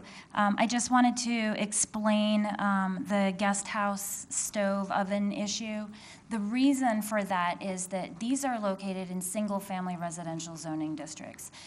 There's everywhere I've worked, there's a definition of what is a house, what is a residence. And here in town, it's having the facilities, including a stove and an oven. Once you add a second building onto a lot that now has what makes it a house, now you have 2 houses in a single-family zoning district on one lot. So that's why there's that rule. If there was a different way to define what is a house, yeah, that's something that we could explore, but that's the intent of that rule. Thank you. I would still request to strike that. Okay.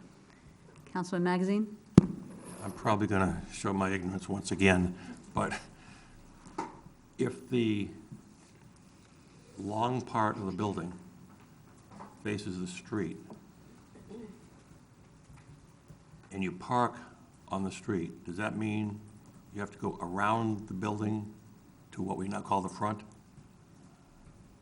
All right, I put this slide on the screen here.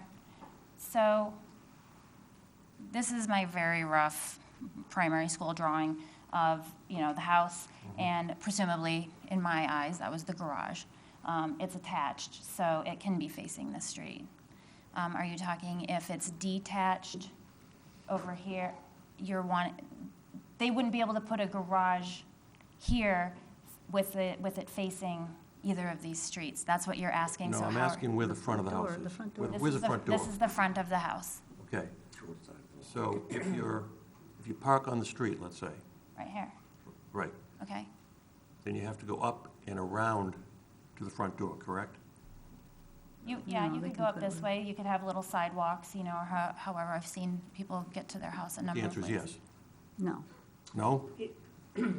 What am I missing here? If you're parking here, I've seen sidewalks that go up from the street, they can go up their, driveway up into their house. they Councilmember can- Magazine, Thank you.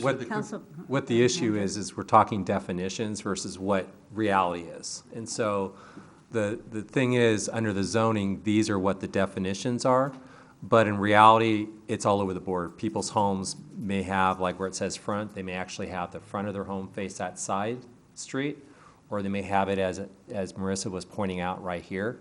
So we've got definitions and regulations, and that's what she's trying to address. It's just that we're all over the board, and we're trying to get it a little bit more, flexible for people, so that if they need to do an accessory unit or building, that this is more like trying to put them on parity with their neighbors who might be next door that have different side yard setbacks than what they have. Okay, that's really, I don't think what I was asking. Okay, sorry. I'm not sure, it may have been. Yeah. But as I look at that, and you have the street side, correct? Right. Okay, did you say you cannot have an entrance from the street side? Yes, you can. For a detached accessory structure, it would not, if it's located in front, so it's facing this way, but that's not zoning definition front. That's people's perception front. The front is actually over here by zoning definitions. If you put a garage in this area here, which is in front of the principal building, you could not have the garage doors facing that road or that road. You could maybe have it facing interior and pull your driveway in that way. What are the options as to where the front door would be? The front door of, Councilman Magazine, can I just ask you, are you talking about the main building? Yes. You can put the front door any place you want, because, yes, sir. yes. That's what I misunderstood. Okay. I've seen them even diagonal on the property, not everything's squared off. Councilman Spellich. I'm so confused, I'm gonna need somebody to help me get into my house tonight. I guess my concern and what would make me be on board with this more is if there was some type of verbiage about, I understand people having the great motives to move their parents in and take care of them. I did that myself. But making these, I see that there's a possibility that these would become rental incomes. These would become rental properties, which I see to be a very big problem. So if there's some way that you and the director could put your heads together, or the town attorney or the city manager, that would come up with some verbiage that would make these structures not so somebody could just, I can understand a casita or something, but to say, oh, I just now increased my my gross income by turning something into a rental property. If I'm understanding the question, Councilmember Spellich, you're referring to the kitchen and the other dwelling unit? Or are you just talking the accessory building, just accessory buildings in general. To answer that, the definition of guest house, which is in the definitions, not in the Chapter 5 ordinance, does specifically say that those are not to be rented out for income purposes. However, we do have some state statutes, and the attorney can probably help fill us in on that, that we actually cannot restrict people from renting out parts of their property for Airbnb, VRBO, and those types of things. If you want to help clarify. I wish I could help clarify. That's pretty much the state has made a determination that towns and again, without having done the research or having it in front of me, are generally limited from placing such restrictions on properties. But I could explore the contours of what that might entail. That being said, I know that Ms. Moore has recently, or just said, that the definition I'm sorry, what was it that you said? Guest house. Guest house may absolve some of those concerns. I just feel if we don't address it specifically, we're really opening the door up for problems in the future. If I could ask a question of you, Aaron, also, though this, if we did this, it doesn't really change that aspect of our law as far as the use of buildings to be rented or not, or, all that Airbnb stuff. There's no way we can deal with that right now, but the act of this would just be addressing what can and cannot go on certain lots that already can go on in other areas of lots. So we can't really diminish the concern that you have through this right now, and I think approving this in one shape or form won't open us to any more than what we already are as we follow this road down, down the legislature and all those other things that are affecting the way we can use property. Yes, I think I agree with that, Mayor. I just want to ask, I know we have more comments, but if you wouldn't mind, I'll open up the hearing so we can hear if we have any comments from the public. And then she's saying no, so I guess we don't, but I will open up the hearing and ask if we have any comments from the public on this item. And then I think we can continue to discuss it and see what we want to do. Is that right? Yeah, if there's anybody in the audience wants. Okay, and I'm not seeing anything, so I'll close the public hearing, but that doesn't preclude somebody if they want, if they think of something later. Okay, just trying to get that part straight. So anybody else have other things they'd like to say? Councilman Charno? No, I just wanted to add, I tend to agree with what you said earlier, Mayor, as far as the, David, you make some good points, and that is a concern, but it doesn't seem like we can do much about it right now, but obviously we're going to do more research. But for a long time, the town is, whether it's accurate or not, in some circles gained a reputation for being too restrictive, too what have you, and to me this is a kind of a bright spot in terms of trying to be more flexible, trying to give some people some alternatives for some productive uses on their land that isn't going to negatively impact the neighbors, that type of thing. So I see this as a positive thing that makes us more amenable to people and their property rights and how they want to use their property. So I'm all for it. Councilman Magazine? I think Councilman Spellich has raised a very interesting issue that is very concerning to me. I had told Marissa before the hearing that I was going to ask council to consider delaying a decision until the next council meeting. But in the meantime, as I understand it, our council said they could look a little bit further into it to make certain what we're doing in terms of rentals. Is that correct? I could, yes, pursuant to the direction of council, yes, I would do that.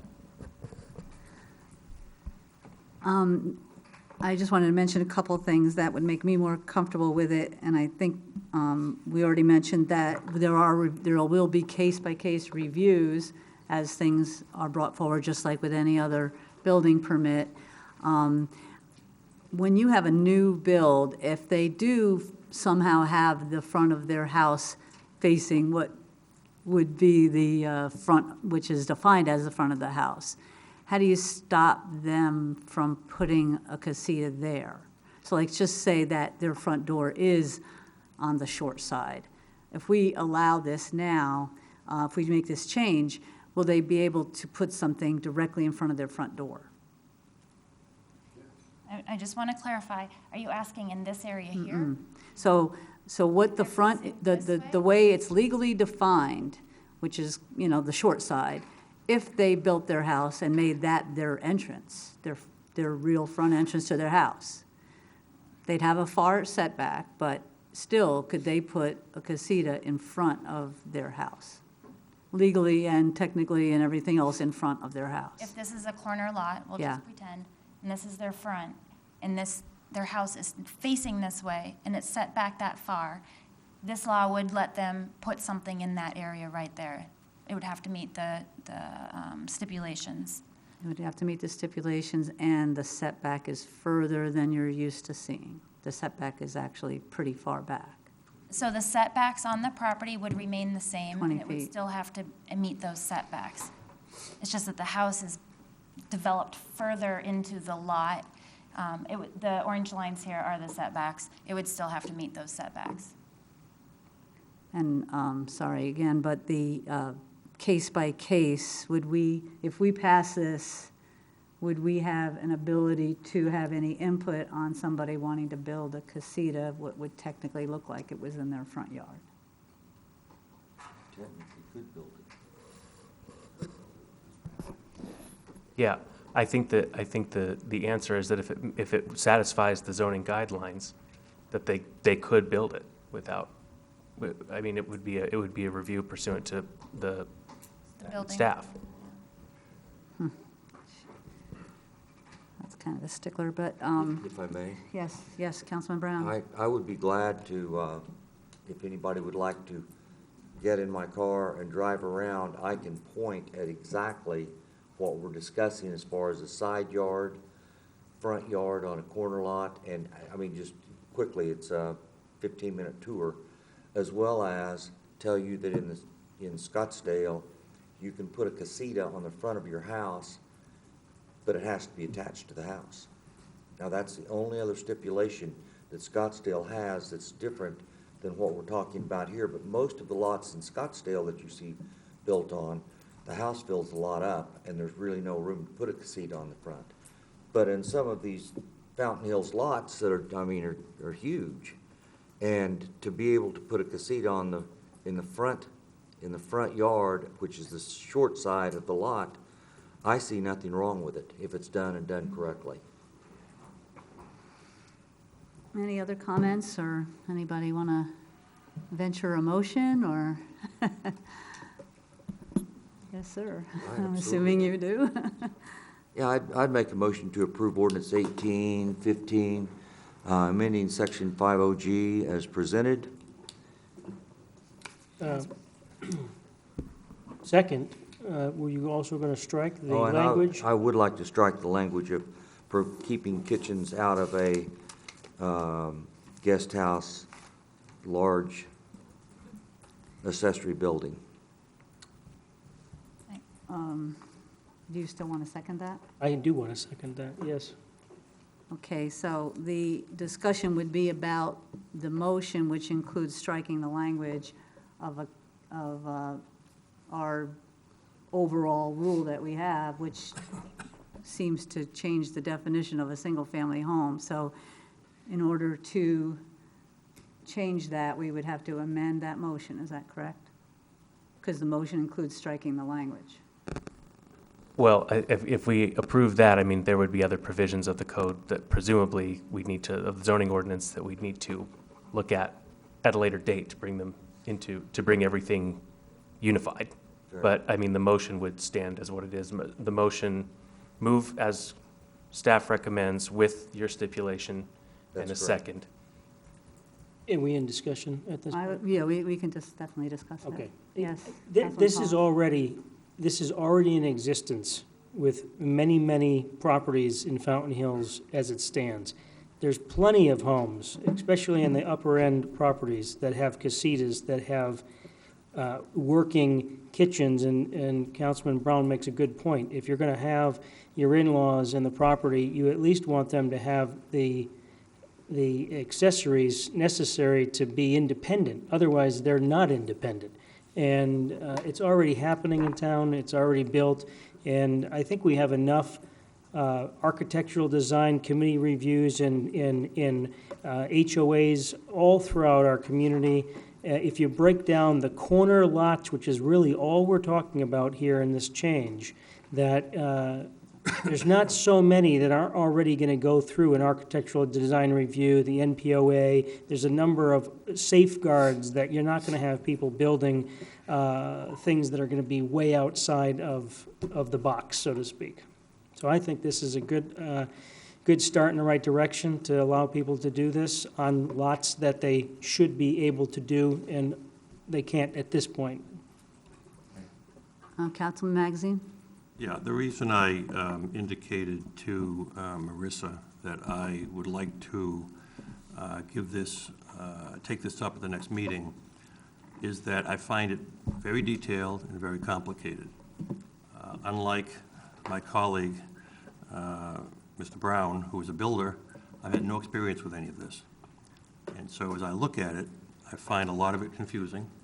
However, having said that, if the majority wants to move ahead with it, I won't make a substitute motion to delay.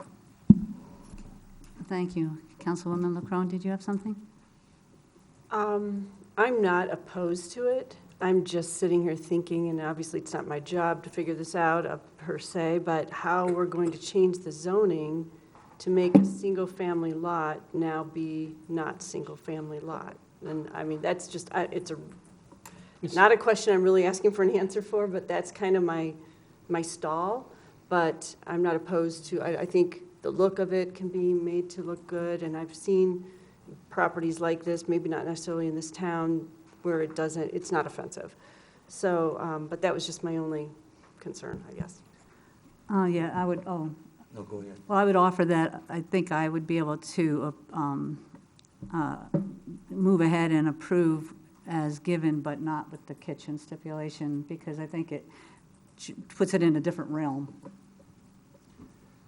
So most casitas, I think the definition of a casita would be a one-bed room, where a house will have 2 or 3, a minimum of 2 bedrooms, or 3 bedrooms, or however many bedrooms you want, but a casita would be delineated separate from a single-family home as a freestanding structure that would house 1 bed. Hence, it's not a living quarters for a family. It is a living quarters for 1 or 2 people, and that's it. That's all it would house.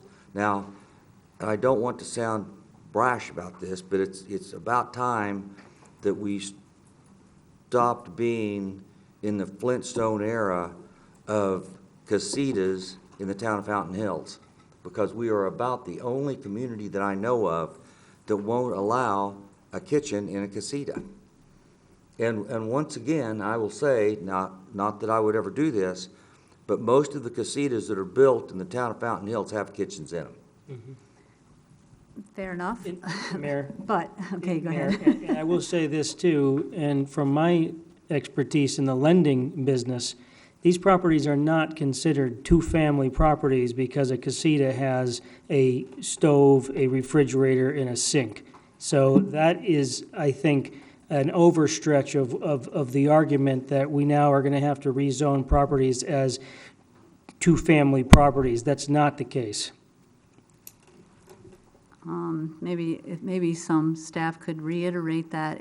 If right now the zoning ordinance defines a single-family lot as 1 kitchen unit or however, I'm not opposed to revisiting that, but it feels like we're changing 2 things now, and you know, has legitimate, or I think that deserves separate discussion on whether we're changing the definition of what I understand, Marissa, that maybe you said is the definition of a single-family lot. If that's not so, then, you know, maybe we could go ahead and do both. And I have to say, I'm not moved myself by the idea that people are doing it anyway, because I understand that, and maybe that warrants why we make a change. But the fact that people have been doing it, even though it's against our ordinances, is kind of a hard reason to make that choice right now.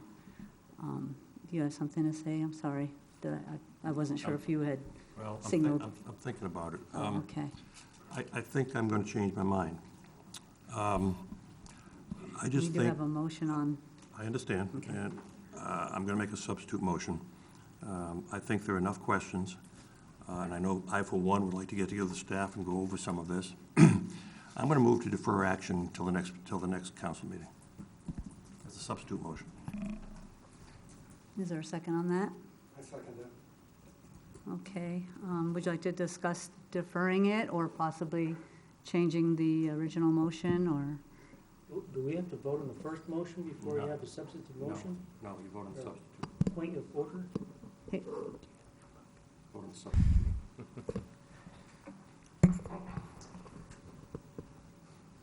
We vote on the motion to table or Yes. the subsequent, that would be the one we would vote on That's first. Because it was a substitute I would motion. make the motion to postpone, and that would take precedence over the Okay. original motion. So The motion to postpone takes To a precedent? date certain. To a date certain.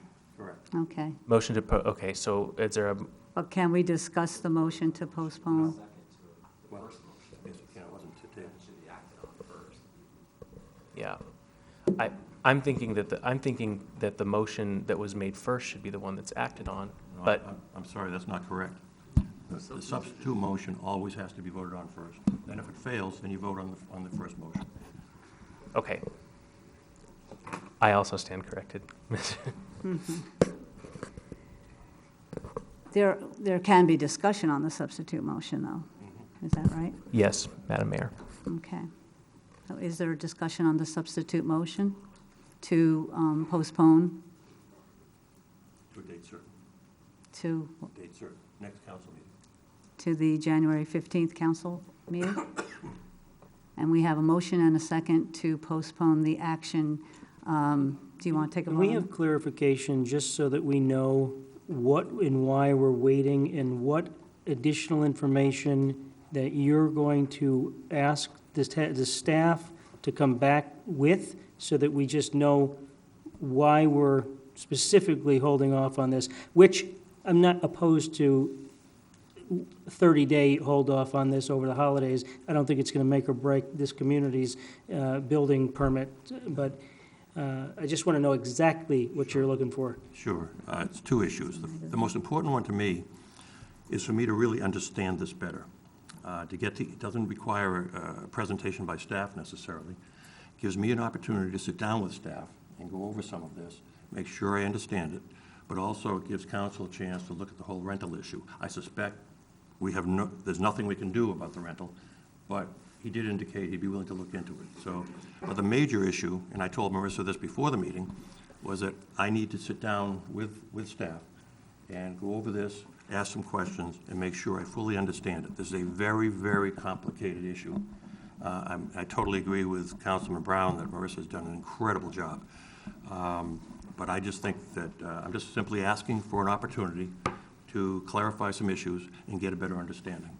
Mayor and Thank Town you. Manager. Yes, Mayor, Councilman. I would like any and all of your questions to staff to be in writing, and I'd like that also to be distributed to all council members so that we can all have an understanding of anything that is not clear at this meeting at this time. Would that be acceptable?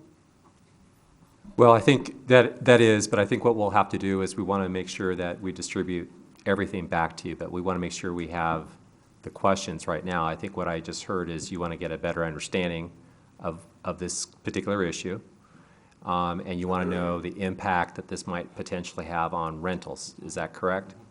So, And it would be Mayor, it would be impossible for me to put it in writing because it has to do with a lot of this in terms of positioning the properties and setbacks and all the rest. I couldn't put it all in writing. The issue for me, honestly, is I don't know enough about it. And as I started to go through this, I didn't understand a lot of it. And so I need it clarified for me. May be fine, may not be a problem. I just want to be assured that I understand what I'm voting on. Councilman Spellich? The cornerstone of my campaign when I ran was that I wanted to change the general conception of Fountain Hills being the town of no. I thought that a lot of things that were brought up, it was always no.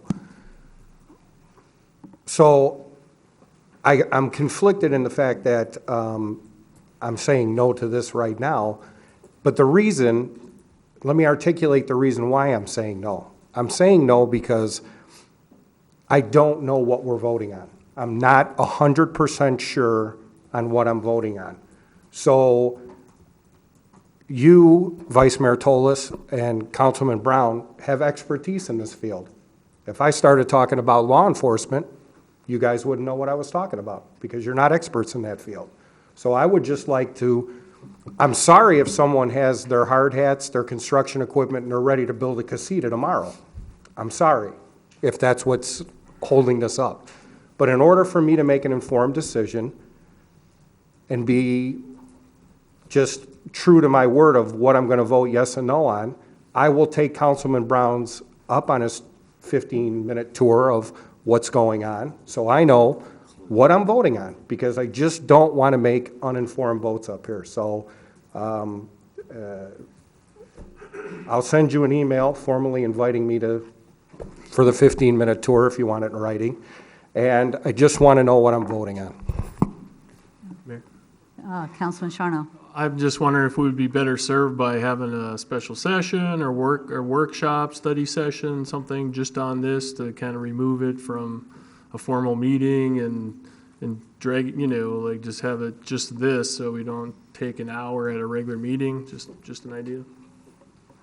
Councilman LaCroix. Thank you, Mayor. I'm fine with all of this and everything that's been discussed. I followed it, and if we need more time, I think the council members should have more time to understand it. I think we should know what we're voting on. In addition to the two other things, if we do kick this until the next meeting, I would like to know if we do strike the kitchen language, which again, I'm not opposed to really, from what I'm hearing, how are we going to do that? Which ordinances does it change or affect? And that's all the stuff I would like spelled out so that I can better vote. Thank you. That's what I think too, just because there's a question about whether this is affecting something else, and if we need to make that change, we could do it at the same time, if that seems like something that we wanted, that we'll do as separate items. So if you were, okay. I'd like you to call a vote just to see where we're standing. You bet. So we have a motion and a second to put this off until January 15th. So all in favor? What did I say? Call a vote on my original. Can't do that. I just confirmed while you were discussing, at least I don't have our town rules directly in front of me, but at least Robert's Rules of Order, which we follow. Subsidiary motions, including privileged, substitute, and incidental motions, force the main motion to yield to those types of motions. Mm-hmm. So we will, the procedure will be to vote on the subsidiary substitute motion first. Thank you. So all in favor of postponing this vote, please say aye. Aye. Any opposed? Thank you. We're respecting our council people here. I'd like to thank the council as well. Motion passes unanimously. Thank you. Thank you very much, Liz. Thank you for all your work, and it's all up here now, and we'll be ready next time. So, yeah, Mayor and Council, I think the staff and I have a pretty good idea of what some of the questions were that were asked tonight. And I do think that Councilmember Brown's suggestion of taking a few council members out, if you do that, if you take more than two, let us know so we can post it properly. So, we have a van. Yeah, but I think that's great because I think visually, I think it would be very helpful to see these locations. Thank you. And Mayor, if you would please, and I think it's important, if there's something that comes up in these discussions, let's communicate with all of the council members as to something that may come up, so that we're all in communication. We'll do what we can. We'll do it in such a way that we're compliant with open meetings. That's right. Yes. Yeah. Yes, and just, until some of the discussion happens, we don't know what our concerns are sometimes, so, but I appreciate that, and we'll definitely do that. Thank you very much. Thank you. The next item is another public hearing, a consideration of ordinance 18-10 on zoning text amendment regarding A-frame signs and banners. And Grady, please. Yes, thank you, Mayor. Mayor and Council. Bob Rogers, our Development Services Director, is going to be giving the report on this particular item. And then following his report, then you'll be able to open the meeting, or open the public hearing. Thank you, Mayor. Members of the council. So this is a hearing for consideration of ordinance 1810, consisting of text amendments to Chapter 6 of the zoning ordinance that will extend the expiration dates, also known as the sunset clause, on commercial A-frame signs and also on banners. Under state law, if an activity is permitted by zoning, it can't be taken away without the property owner's permission. The sunset clause in these sections of the zoning ordinance makes it clear that any A-frames or banners that are in use are only being allowed temporarily. That's why the ordinance is written this way, and also why we need to come back to council periodically to have the sunsets either extended or to verify that council's policies have changed and the signs would no longer be allowed. Section 608B13 relates to the sunset clause for A-frames, and Section 608D3 relates to the sunset clause for the banners. Unless extended, these two sign types will no longer be permitted in Fountain Hills after December 31st. These signs were, between 2009 and 2012, given annual extensions of their expiration dates. Beginning in 2012, the expiration dates have been extended by council for 2-year periods. Regarding compliance during the past year, there's no permit required for businesses to display an A-frame sign. There have been a manageable number of A-frame violations this year. Violations have stayed about the same over the last 2 years, and there have been very few complaints. The most common complaints we're getting regard A-frames being left out overnight, and also the tendency for things to get a bit crazy sometimes on the weekends. Banner compliance, however, has gradually gotten worse. Banners are required to have a permit, and they may be up for limited durations. Promotional banners can be up for up to 2 weeks per calendar month. Grand opening and church event banners can be up for a month.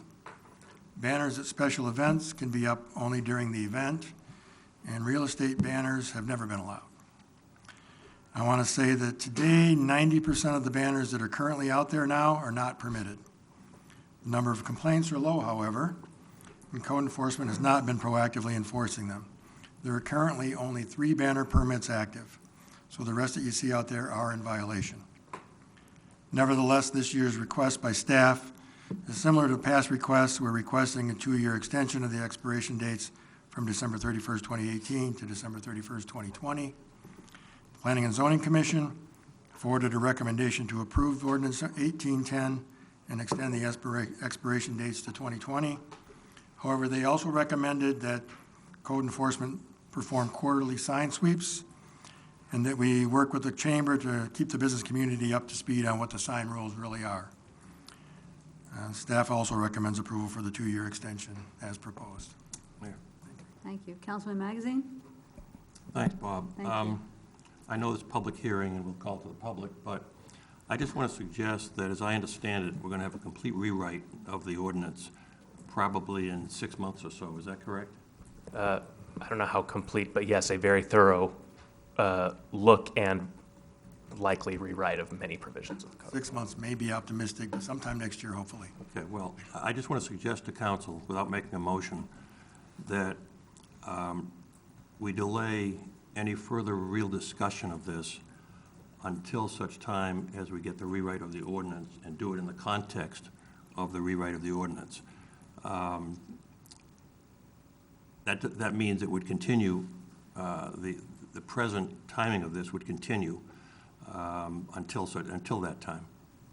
If you don't extend it past December 31st of this year, they'll no longer be permitted under the ordinance. Say that again? You have to give it a date if you want to extend it. Otherwise, they're not I'll going to be give it a permitted. date. I mean, council, give me a date.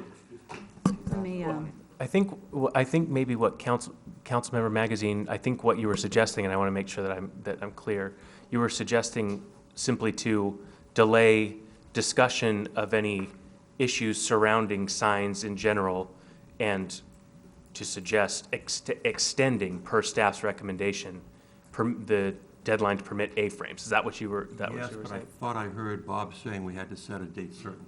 And the date at least the date certain is December 31, 2020 that was suggested in the... Well, why couldn't we set a date 6 months from now? You could. I think you could. It could be, what I would suggest, and since you're concerned about this and the mayor and I have talked about this, your motion could actually be the earliest of the dates. The earliest, of a whole revamping of the sign ordinance could be that. So this would continue in its current form until that happens. Or you can have a set date as well. Well, what you stated, the former statement you made Okay. will be my motion. Mayor. Councilman It's not- I'm Tolis. sorry, it's not a motion, it's a suggestion. Councilman Tolis. Thank you. You just said there were very few complaints, if any. Is that correct? Correct. Okay. I really don't want, I would ask this council not to create problems when there are no problems. Is there a law of some sort that we have to rewrite this whole ordinance? I mean, is there some sort of a requirement that we have to go back and tear this ordinance apart and rewrite it? There's no requirement that we do that.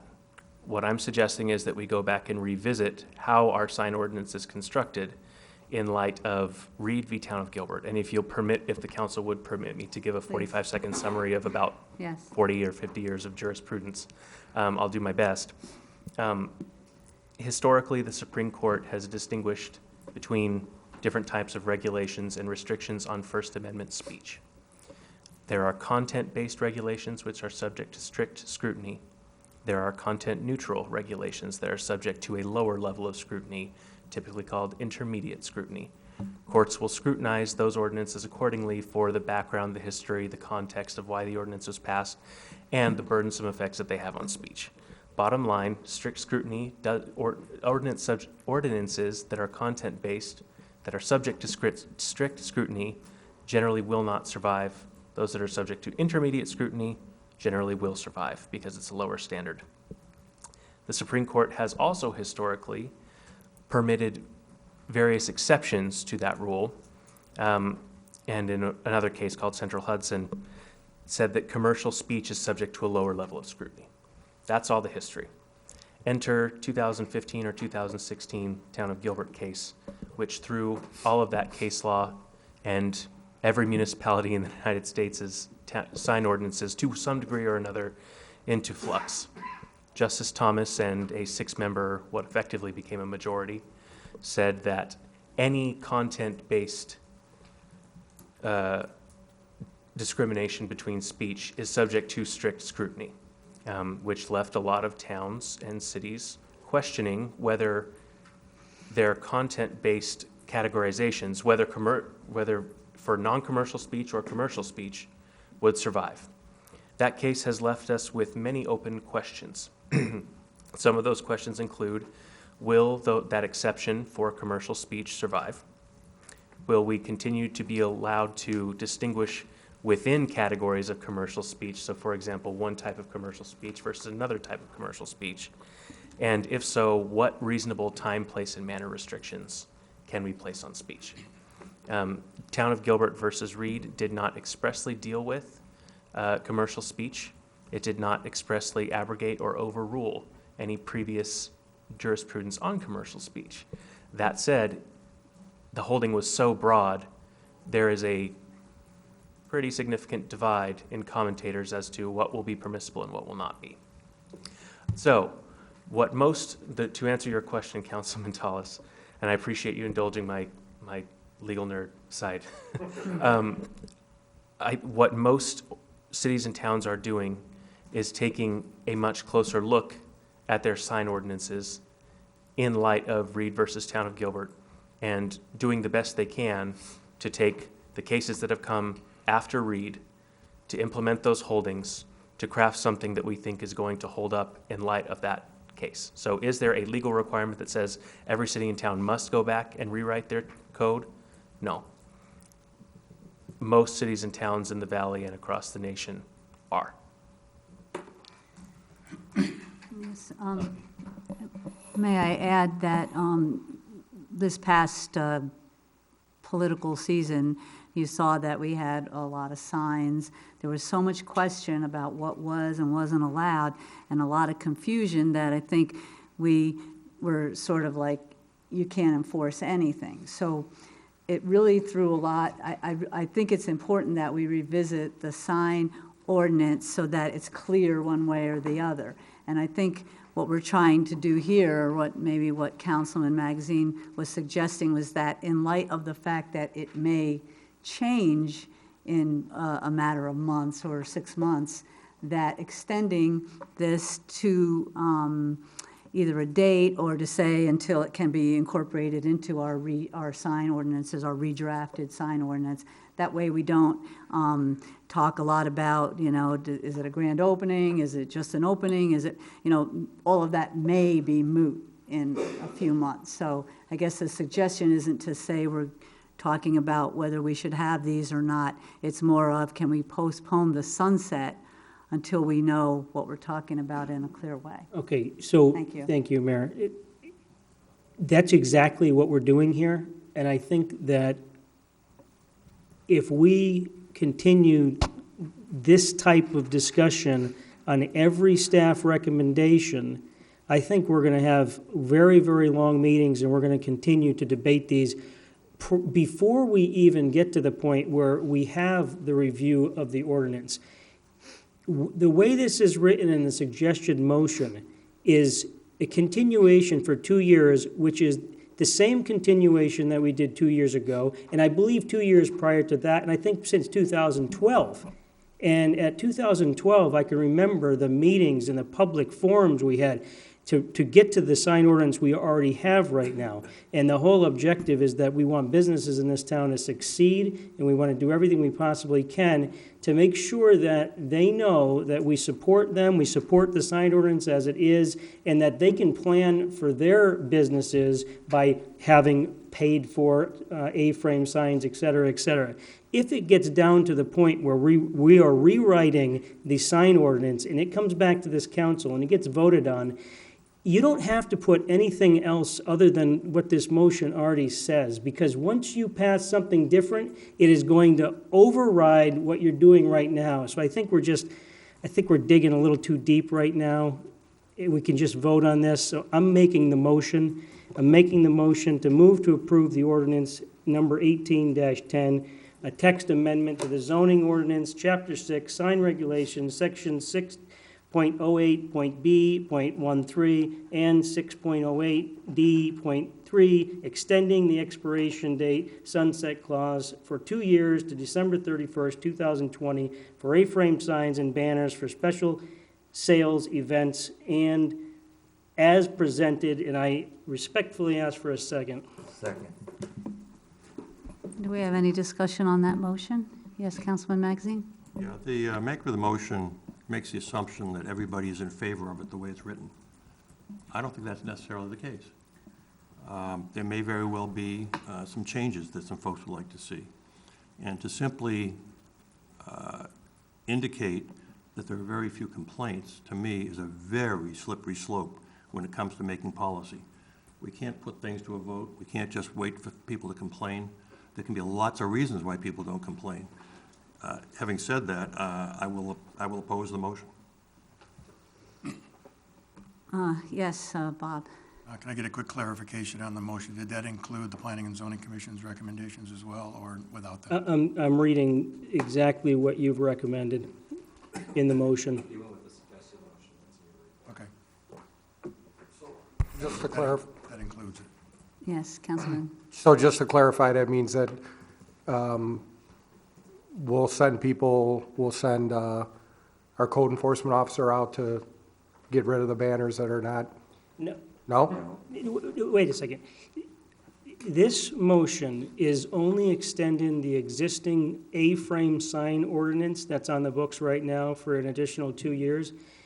The code enforcement officer has a job to do, and you are the director, and if there needs to be additional code enforcement, then that's the town manager's role to handle that. All we're doing is extending this sunset clause so that here we are on the 18th of December, that on December 31st, that all the businesses in this community can continue to use their A-frame signs as the existing ordinance allows them to do. That's all we're doing right now. And Well, that's why I asked for clarification, because if it includes the Planning and Zoning Commission's recommendations. That's what I asked. That's for more sign sweeps. that's the suggested motion I read. Right, if you include those conditions, then you're asking for more sign sweeps. I'm not concluding anything except for what this existing motion indicates. I'm not asking for I'm not asking for the code enforcement officer to do anything else but his job. And if you tell me in a statement that he's not doing his job, then he's not doing his job. I think that we, right now, have a pretty good sign ordinance in place that may need some clarification down the road. We still have the ability to do that. But I'm not going to say in my motion that I am also going to require that the code enforcement officer double time and come in weekends in Fountain Hills and start to enforce. I think that we have no complaints. Why are we creating a problem when there isn't a problem? So my motion is exactly the way I said. I understand it. Discussion? Yes, Councilwoman LaCron. Question. If we do, as written, extend it for 2 years, is that true, Aaron, that any changes in those ordinances would just trump this language? I mean, obviously, I just want to make sure. Yeah, I mean, presumably, obviously, it depends on what staff prepares and what council approves. But presumably, what would be codified in there is say, these types of signs shall be permitted, these types of signs shall not be permitted, these types of signs shall be permitted pursuant to permit, and then so on and so forth. So yes, it would effectively be stricken and it would be preempted. So the answer is yes. All right, thank you. Further discussion? Yes, Councilman Magazine? I heard that. I think I understood it. I just want to make absolutely certain that if we approve the motion on the floor and we have a rewrite of the ordinance and we approve a rewrite of the ordinance, then we can make whatever changes we want. Yes. Thank you. And, oh, yes, Councilman Sharno? I mean, I guess in light of that explanation, I'll probably be voting in favor, but I'm not comfortable with the sign ordinance as it is in several areas, and as excruciating as it is, and we've gone through 3 or 4 reiterations of that ordinance in the last 25 years, I do think some changes are needed, and maybe in the enforcement area as well, and the permitting process, you know, the whole 9 yards. So, you know, I would favor a shorter sunset clause, but in light of, you know, I just think staff is aware that we want this ordinance revisited and probably some changes hopefully made, so sooner rather than later. Yes, Liz. I would just like to mention that we did post this for a public hearing. We need to open and close the public hearing. Thank you. Yes. Do you have any comments for the public hearing portion of this item? Thank you very much. I'll close that. I'm going to again suggest, like Councilman Magazine did, and also Councilman Sharno, that these every 2-year or every year extensions have a common theme, which is a lack of compliance. So the answer to this compliance issue has been to continue to extend it, which I think is a little perplexing. And again, we don't have necessarily the staff to always be proactive with these things. On the other hand, we have laws that exist that we don't only enforce because there's a complaint about them. So I think just to take all of the back and forth of what's good or bad about it out of it, it seemed logical to me to say we would extend it until we revamp the sign ordinance, as we're wont to do in the next 6 months or so, because something about what you said about people relying on buying signs and doing things like that, it seems to me it would be more fair to say that this is still in flux and it's not 2 years, and don't go. Mayor, excuse me. Yes? with all due respect, you can lead the charge to reevaluate this sign ordinance and bring changes and recommendations to this council. By having Councilman Tolis, I'm really just talking about a timing issue here and the fairness, and if you feel that the businesses are going to be informed enough to know that this 2-year extension could indeed not be for the full 2 years, then we can go ahead with that. But I am expressing my reluctance to extend for 2 years something that could change in 6 months. And I hope that if we do vote to do that, that everybody understands that it's in flux, because indeed it is. So if there's any other comments, are there any other comments? We're voting to extend the sunset clause for until December 31st, 2020, as stated. All those in favor say aye. Aye. Aye. Opposed? Nay. Thank you. Need a roll call? Motion, do you need a roll call or 5-2? I believe it was 5-2, but we'll go ahead and do that. Okay, Vice Mayor Toles, Aye. Councilmember Brown, Aye. Councilmember Charno, Aye. Councilmember Magazine, Nay. Councilmember LaCrone, Aye. Councilmember Spellich, Aye. Mayor Dickey. Nay. Thank you very much. So we'll go ahead and we just hope that we make it clear that it could change in the near future. Thank you. Next is another public hearing, request for extension of a special use permit from Verizon Wireless. Grady. Thank you, Mayor. Mayor and Council, Senior Planner Marissa Moore will be giving the staff report on this, this request for extension from Verizon. Hello again. So this is a special use permit that was approved by Town Council in June of 2018 for Verizon Wireless to be able to install 3 cellular facilities on the top of Park Place, located at 16845 East Avenue of the Fountains. The reason they needed a special use permit is that it exceeded the maximum height for that zoning district, which is 54 feet. And it also is located within 300 feet of a residential district because it literally is on top of a residential building. So this, I'm going to go through this kind of quick. This is a refresher. If you have questions, obviously, let me know. This is the location. That's my pointer. Okay.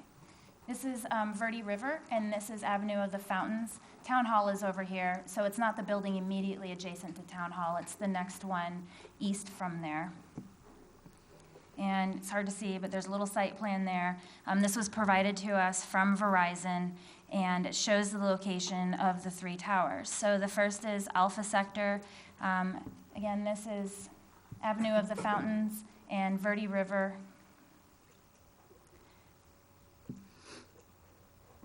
Located right here. You're looking at, this is Verde River, this is Avenue of the Fountains. And then they provided this rendering showing approximately what it would look like. So it's hard to see kind of, but it's right there at the top. This is how it is now, although the building is more finished. That would be 50 feet, 11 inches above grade, the top of that. Beta Sector, again, Verde River, Avenue of the Fountains. It's towards the back on Verde River. Up on the top. And here is the rendering. It's located right there. This is the one that would exceed the height, would exceed by 3 feet, 11 inches. And then the final is the Gamma Sector. And this one is right here. These facilities would all be fully enclosed. This is a view from the south looking down on them. You would be able to see them, but they are relatively small, as you saw in the renderings. Staff is recommending approval of this 6-month extension, and the applicant is here and may want to speak.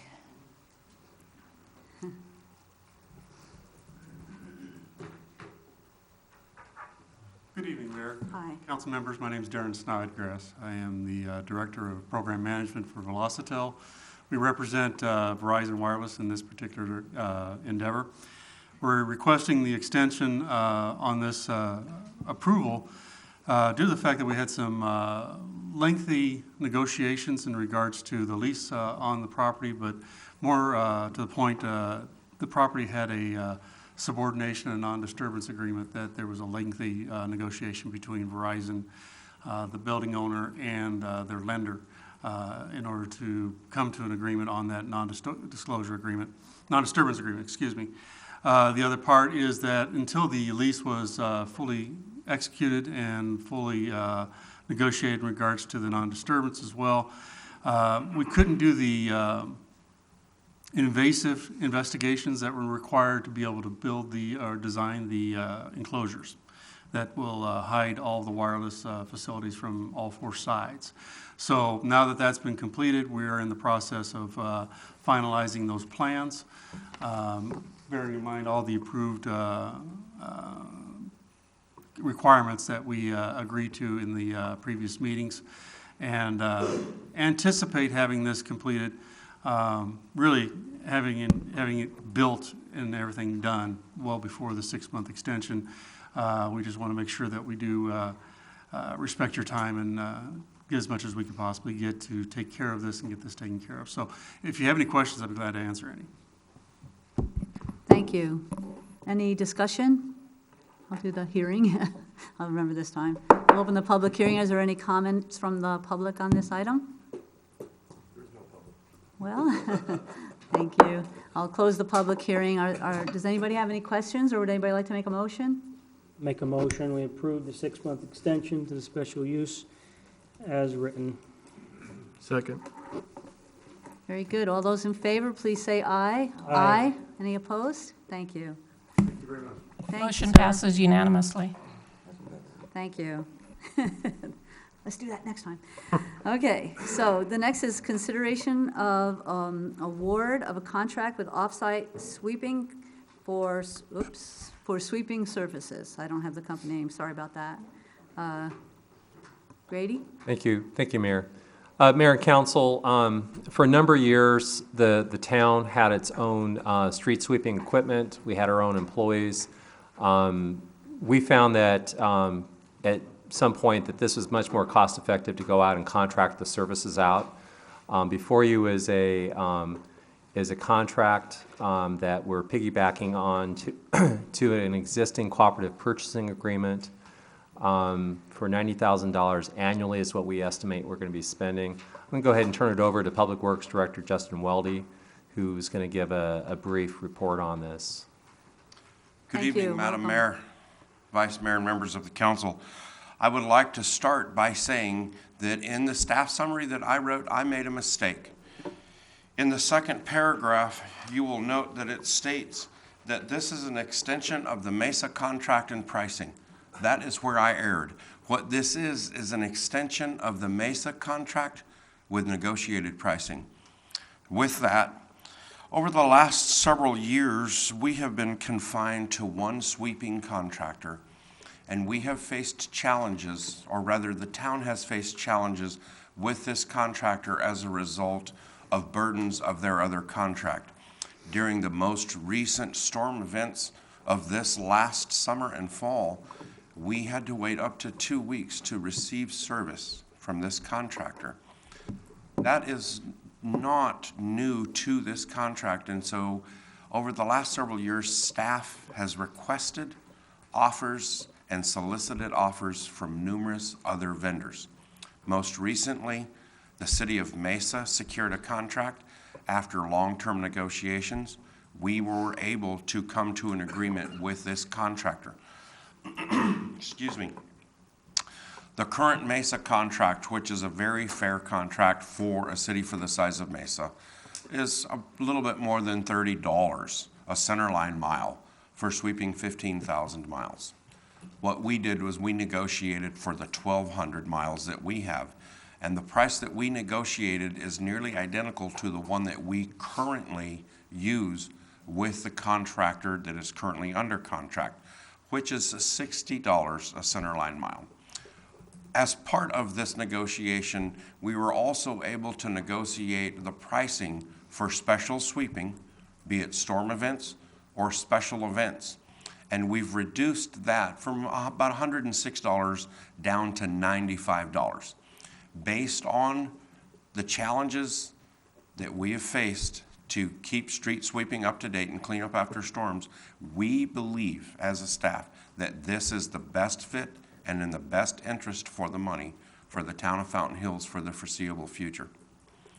If anybody has any questions, I would be glad to answer them. Thank you, sir. Anybody have any questions? Councilwoman LeCron? Well, I don't know if it's a question or maybe it is. I've already asked you, Mr. Weldy, but in the documentation that accompanied this agenda item, it said that the contract amount was like, I don't know, 72,000 something, and that there may be additional money that needs to be spent, not to exceed 90,000, and then of course not to exceed 270,000 for the 3 years. Is that correct? That is correct. So currently, their proposal is $72,000. $72,620, approximately $6,000 a month. The additional money in there is for special sweeping and for sweeping after storm events. So it's ideally, we would like not to spend more than $90,000 a year.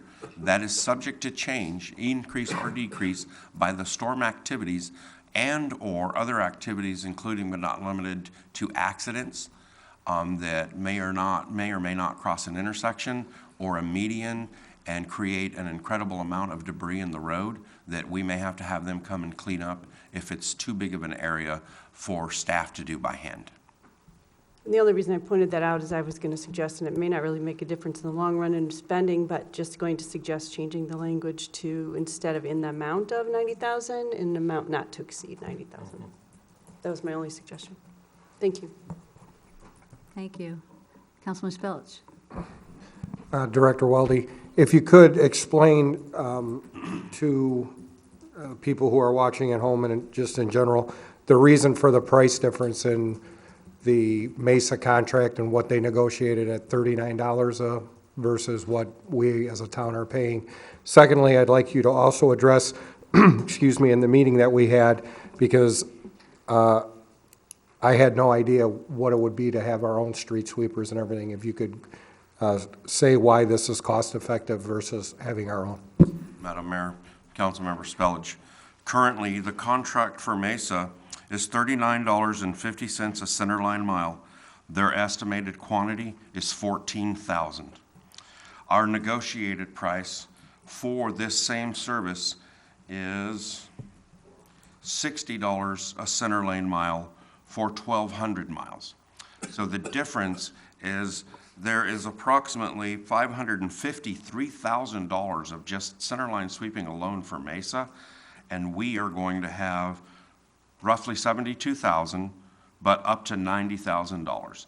And so to negotiate a low price, which we believe that this price is fair for that minimal amount and for the distance they have to travel, we believe that this is in the best interest and a negotiated price for that service. And in the packet is the entire Mesa contract that goes down for all of the special sweeping and everything else.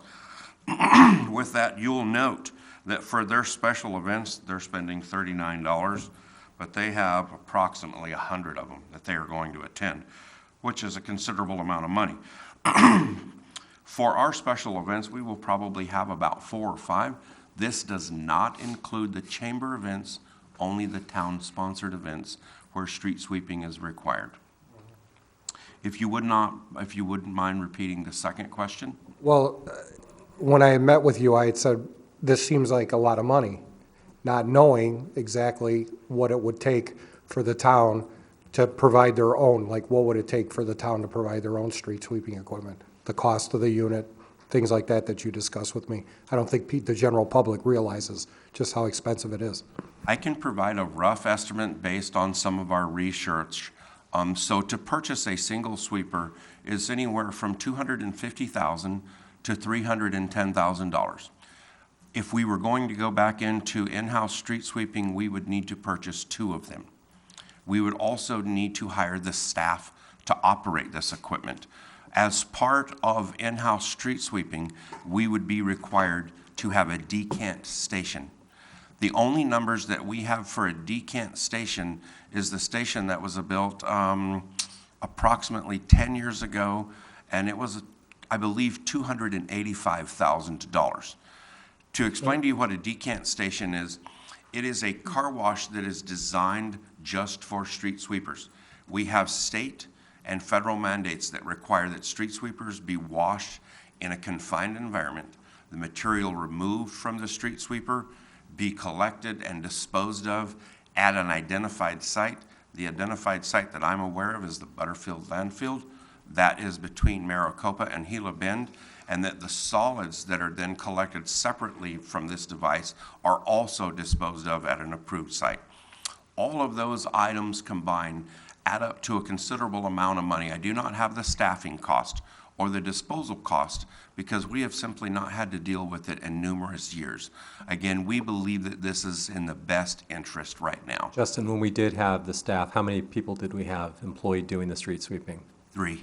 3. Okay, so just, you can kind of do the numbers in your head. I mean, an average with benefits and everything, you could be probably at 50,000 a person. Right, not easily. knowing that, that's why I asked Yeah. that, and I was really informed by you of what we were dealing with. The other thing, if you would inform the other council members as well as the mayor and the public, just exactly how many people beat the door down to a bid on this contract for us? 0. During the course, over the last several years, staff has reached out to more than 10 street sweeping contractors, and the majority of them had respectfully requested that we not contact them again. Boy. Congratulations. He says it so straight. Making friends. Any other comments? Thank you so much. Do I have a motion for this? You're welcome. Mayor, Yes, Councilman Magazine. I'll move to approve contracts. I forgot speakers. There aren't any. We can do it after it, okay. No speakers? Oh, we do? Oh, No, I don't have any. I do? after he speaks, then you can make the motion. We can have speakers after a motion, I'm too. in sorry, case I we ever didn't do that realize it again. was, I just saw the first one. Yes, Bob Shellstrom.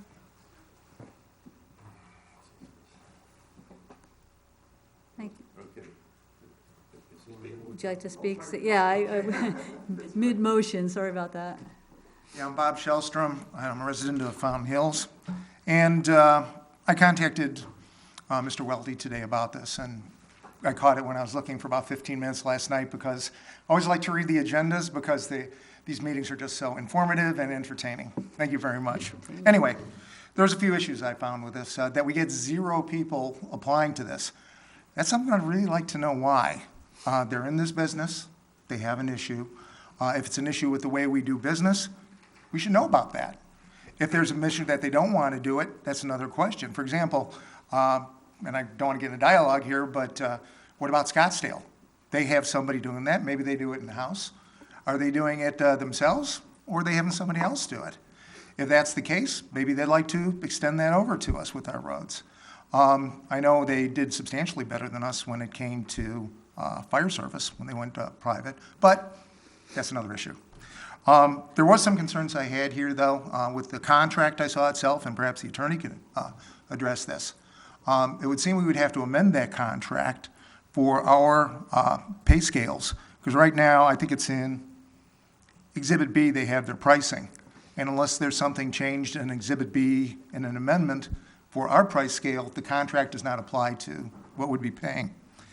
The other issue is special events. I think it's kind of interesting. I took a look there on their contract, and I think they only mention about 10 special events that are covered by this, which are pretty close to what we do here.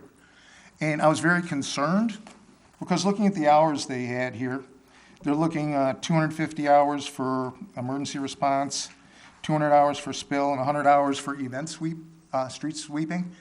Those sound kind of low for what we have here. And remember, they're paying $30 and $40 an hour for those services. We're paying almost triple that in most cases at $95. That does not sound like a good situation on a time and material basis. We could wind up paying a lot more than $90 because they're going to shut off the spigots once they reach that $90. So beware of that when you're going through with your budgeting process. The other thing that perhaps seems to be missing is dealing with seal coat sweeping. I don't know if that's specifically defined in the contract here as a special event or something else, but it was quite clear in Exhibit B for Mesa that they have a certain price for before we do seal coat on our roads as part of our pavement program. Is this included in there? I didn't see it, but if it's not expressly written, are we going to put that onto our contractors, or are we going to put that onto the street sweeper? They get a very good price here. I think it's 1 cent per square yard or something for sweeping before we do the seal coating as part of our other part of our programs, and parking lots. That should be expressly written, I believe, in the contract to be able to get there. Finally, I think there's a question about process here. I was a quality manager for quite some time, and for about 40 years I've been doing bid evaluations. Anyway, bottom line is, if one question, if someone's on the board that they should always ask, is how do I know that this is the best price based on objective evidence you can provide to us? If you can't say we looked at them and we have some comparisons, it's a question about how you should vote. Thank you very much. Thank you. Mayor, Councilman Magazine? I'd like to put a motion on the floor to approve contract C2019-049 between the town and off-site sweeping in the amount not to exceed $90,000 annually for street sweeping services. Thank you. Any second? I'll second. Okay, prepared to vote? Councilwoman LaCrone? No. Oh, okay. Okay, all those in favor, please say aye.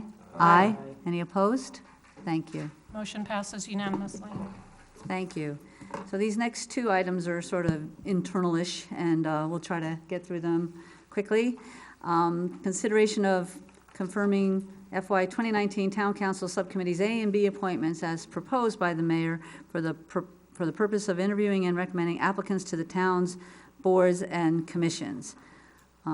Grady or Liz or anything you'd like to add? Sure, I'd just like to provide a little bit of background. As some of the current council members that have served the last few years know, we have a council subcommittee for each of our boards and commissions that interviews applicants for filling vacant boards and commission seats. And what we suggest, instead of having, we have 8 boards and commissions, instead of having 8 separate subcommittees, staff has recommended to the mayor to consider maybe just having 2 subcommittees that interview, each subcommittee would interview 4 applicants for 4 of the different boards and commissions. And then what we would suggest is that the council members who serve on those 4, after serving 1 year, then they switch and rotate to the other board. That way, everyone has a chance at interviewing and reviewing applicants for all the boards and commissions within a 2-year period of time. It's very unwieldy to have 8 different subcommittees to try to schedule, and this, I think, will work a lot easier, and it'll be a lot better for the council members who are serving on these subcommittees. Thank you. Is there any discussion on this item?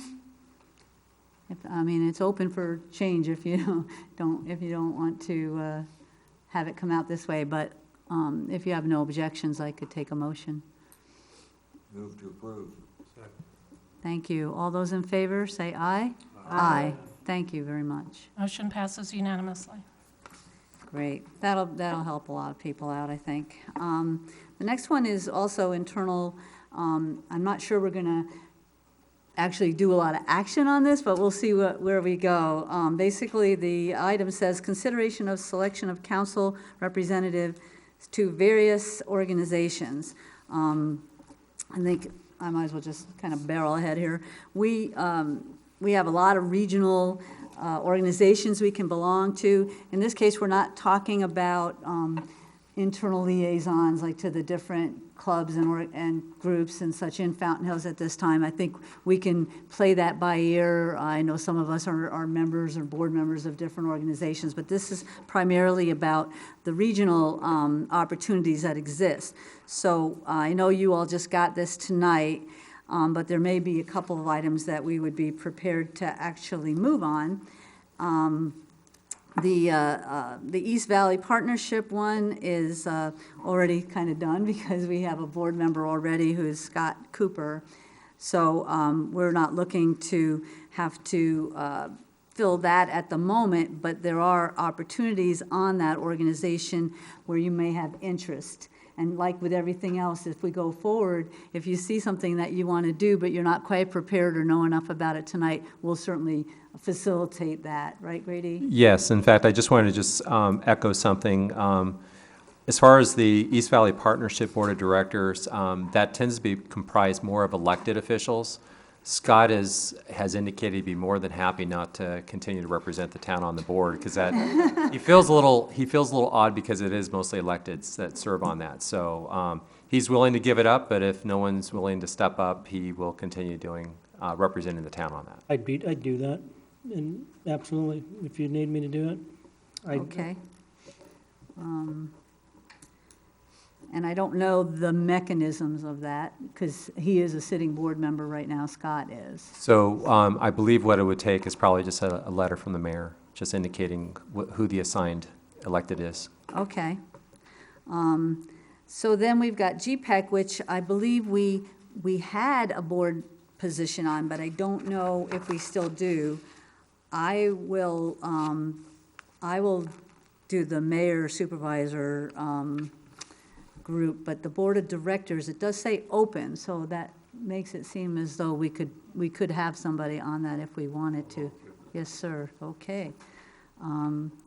Maybe we will have some motions and votes then to have. That's great. So Alan for the GPEG board. The league right now,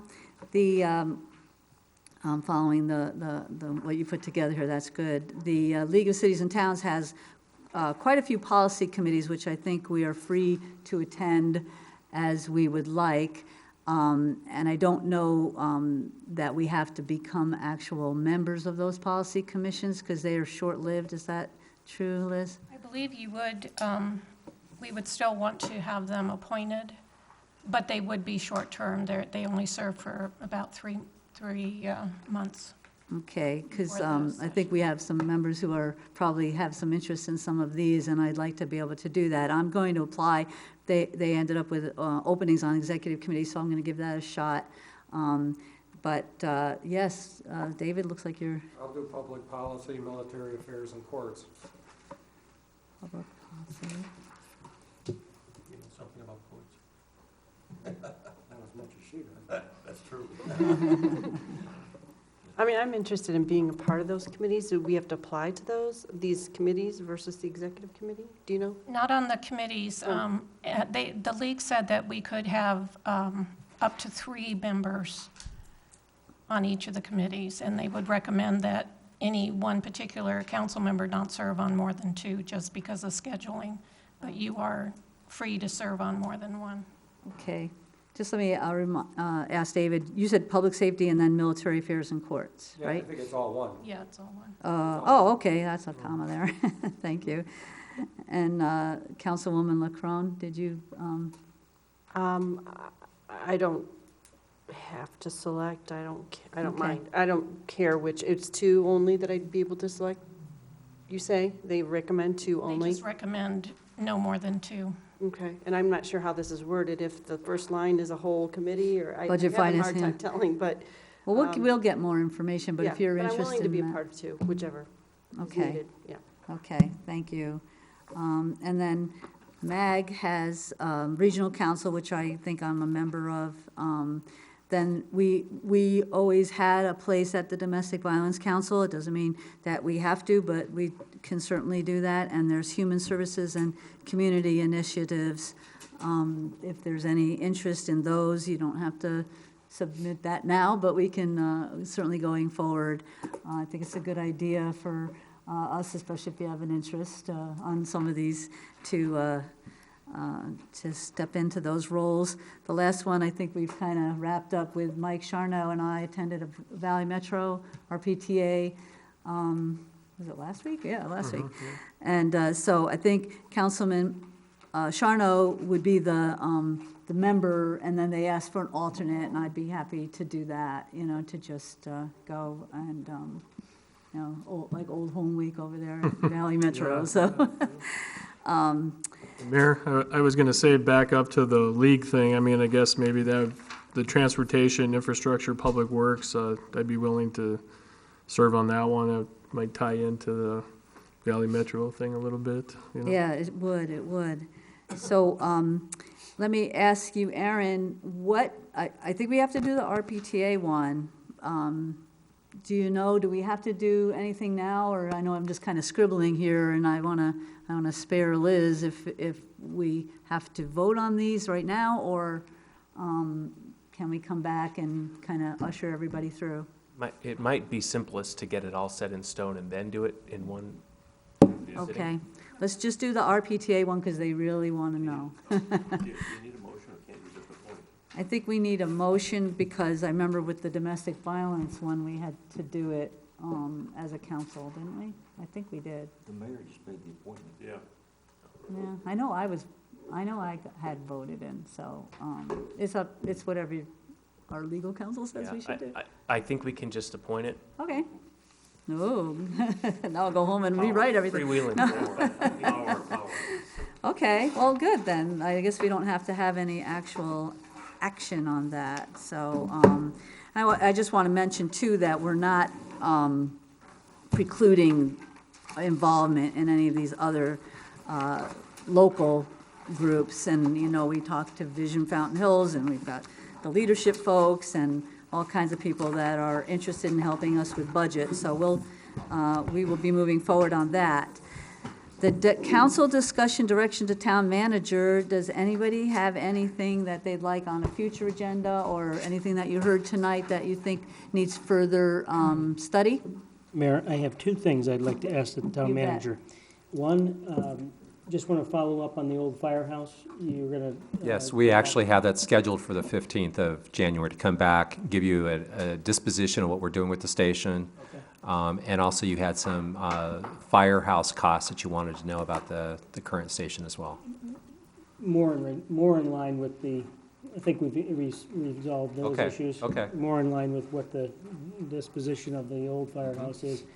And secondly, and this doesn't bother me so much because I live in the neighborhood, but I have had people ask, as a dark sky community, how is the high school campus not adhering to the rules and regulations of the dark sky program? So if we can just, I know we've talked about it before, and I think they're a little bit exempt or something to that effect, but... Just to let you know, parks and ball fields and recreational fields that are public are all exempted under the dark skies. Those lights are on Correct. 24/7. I don't see- Those lights are on all night long. But those are specific exempted uses in the ordinance. If you'd like, if you have the contact of the individuals, I'd be happy to have either myself or staff get in touch with them and help Probably explain just that to them. Just the Board of Education. Okay. See whether or not they would be able to have those lights turned off at night, you know. So it's from, turning them let's off say, when the event's over, you're saying? 10 p.m. to Okay. 5 in the morning, they're on all night long. I would think it's expensive for them to have those lights on anyway. Sure. Okay. All right. The next one is, that it? So that's summary requests, reports on recent activities. Anybody have anything to report? Just RPTA and SRP tours and things that we've been attending. The league had a 2-day training that we all attended, us newbies, so it was very good. Our next meeting is going to be on the 15th, because the 1st would be when we'd have our normal one, so that's a holiday. So I just wanted to, before we adjourn, I'll say happy holidays and happy new year, and thank you for all your work. And it's not that bad, it's before 8:30, so do I have a motion to adjourn? So moved. All in favor? Aye. Thank you.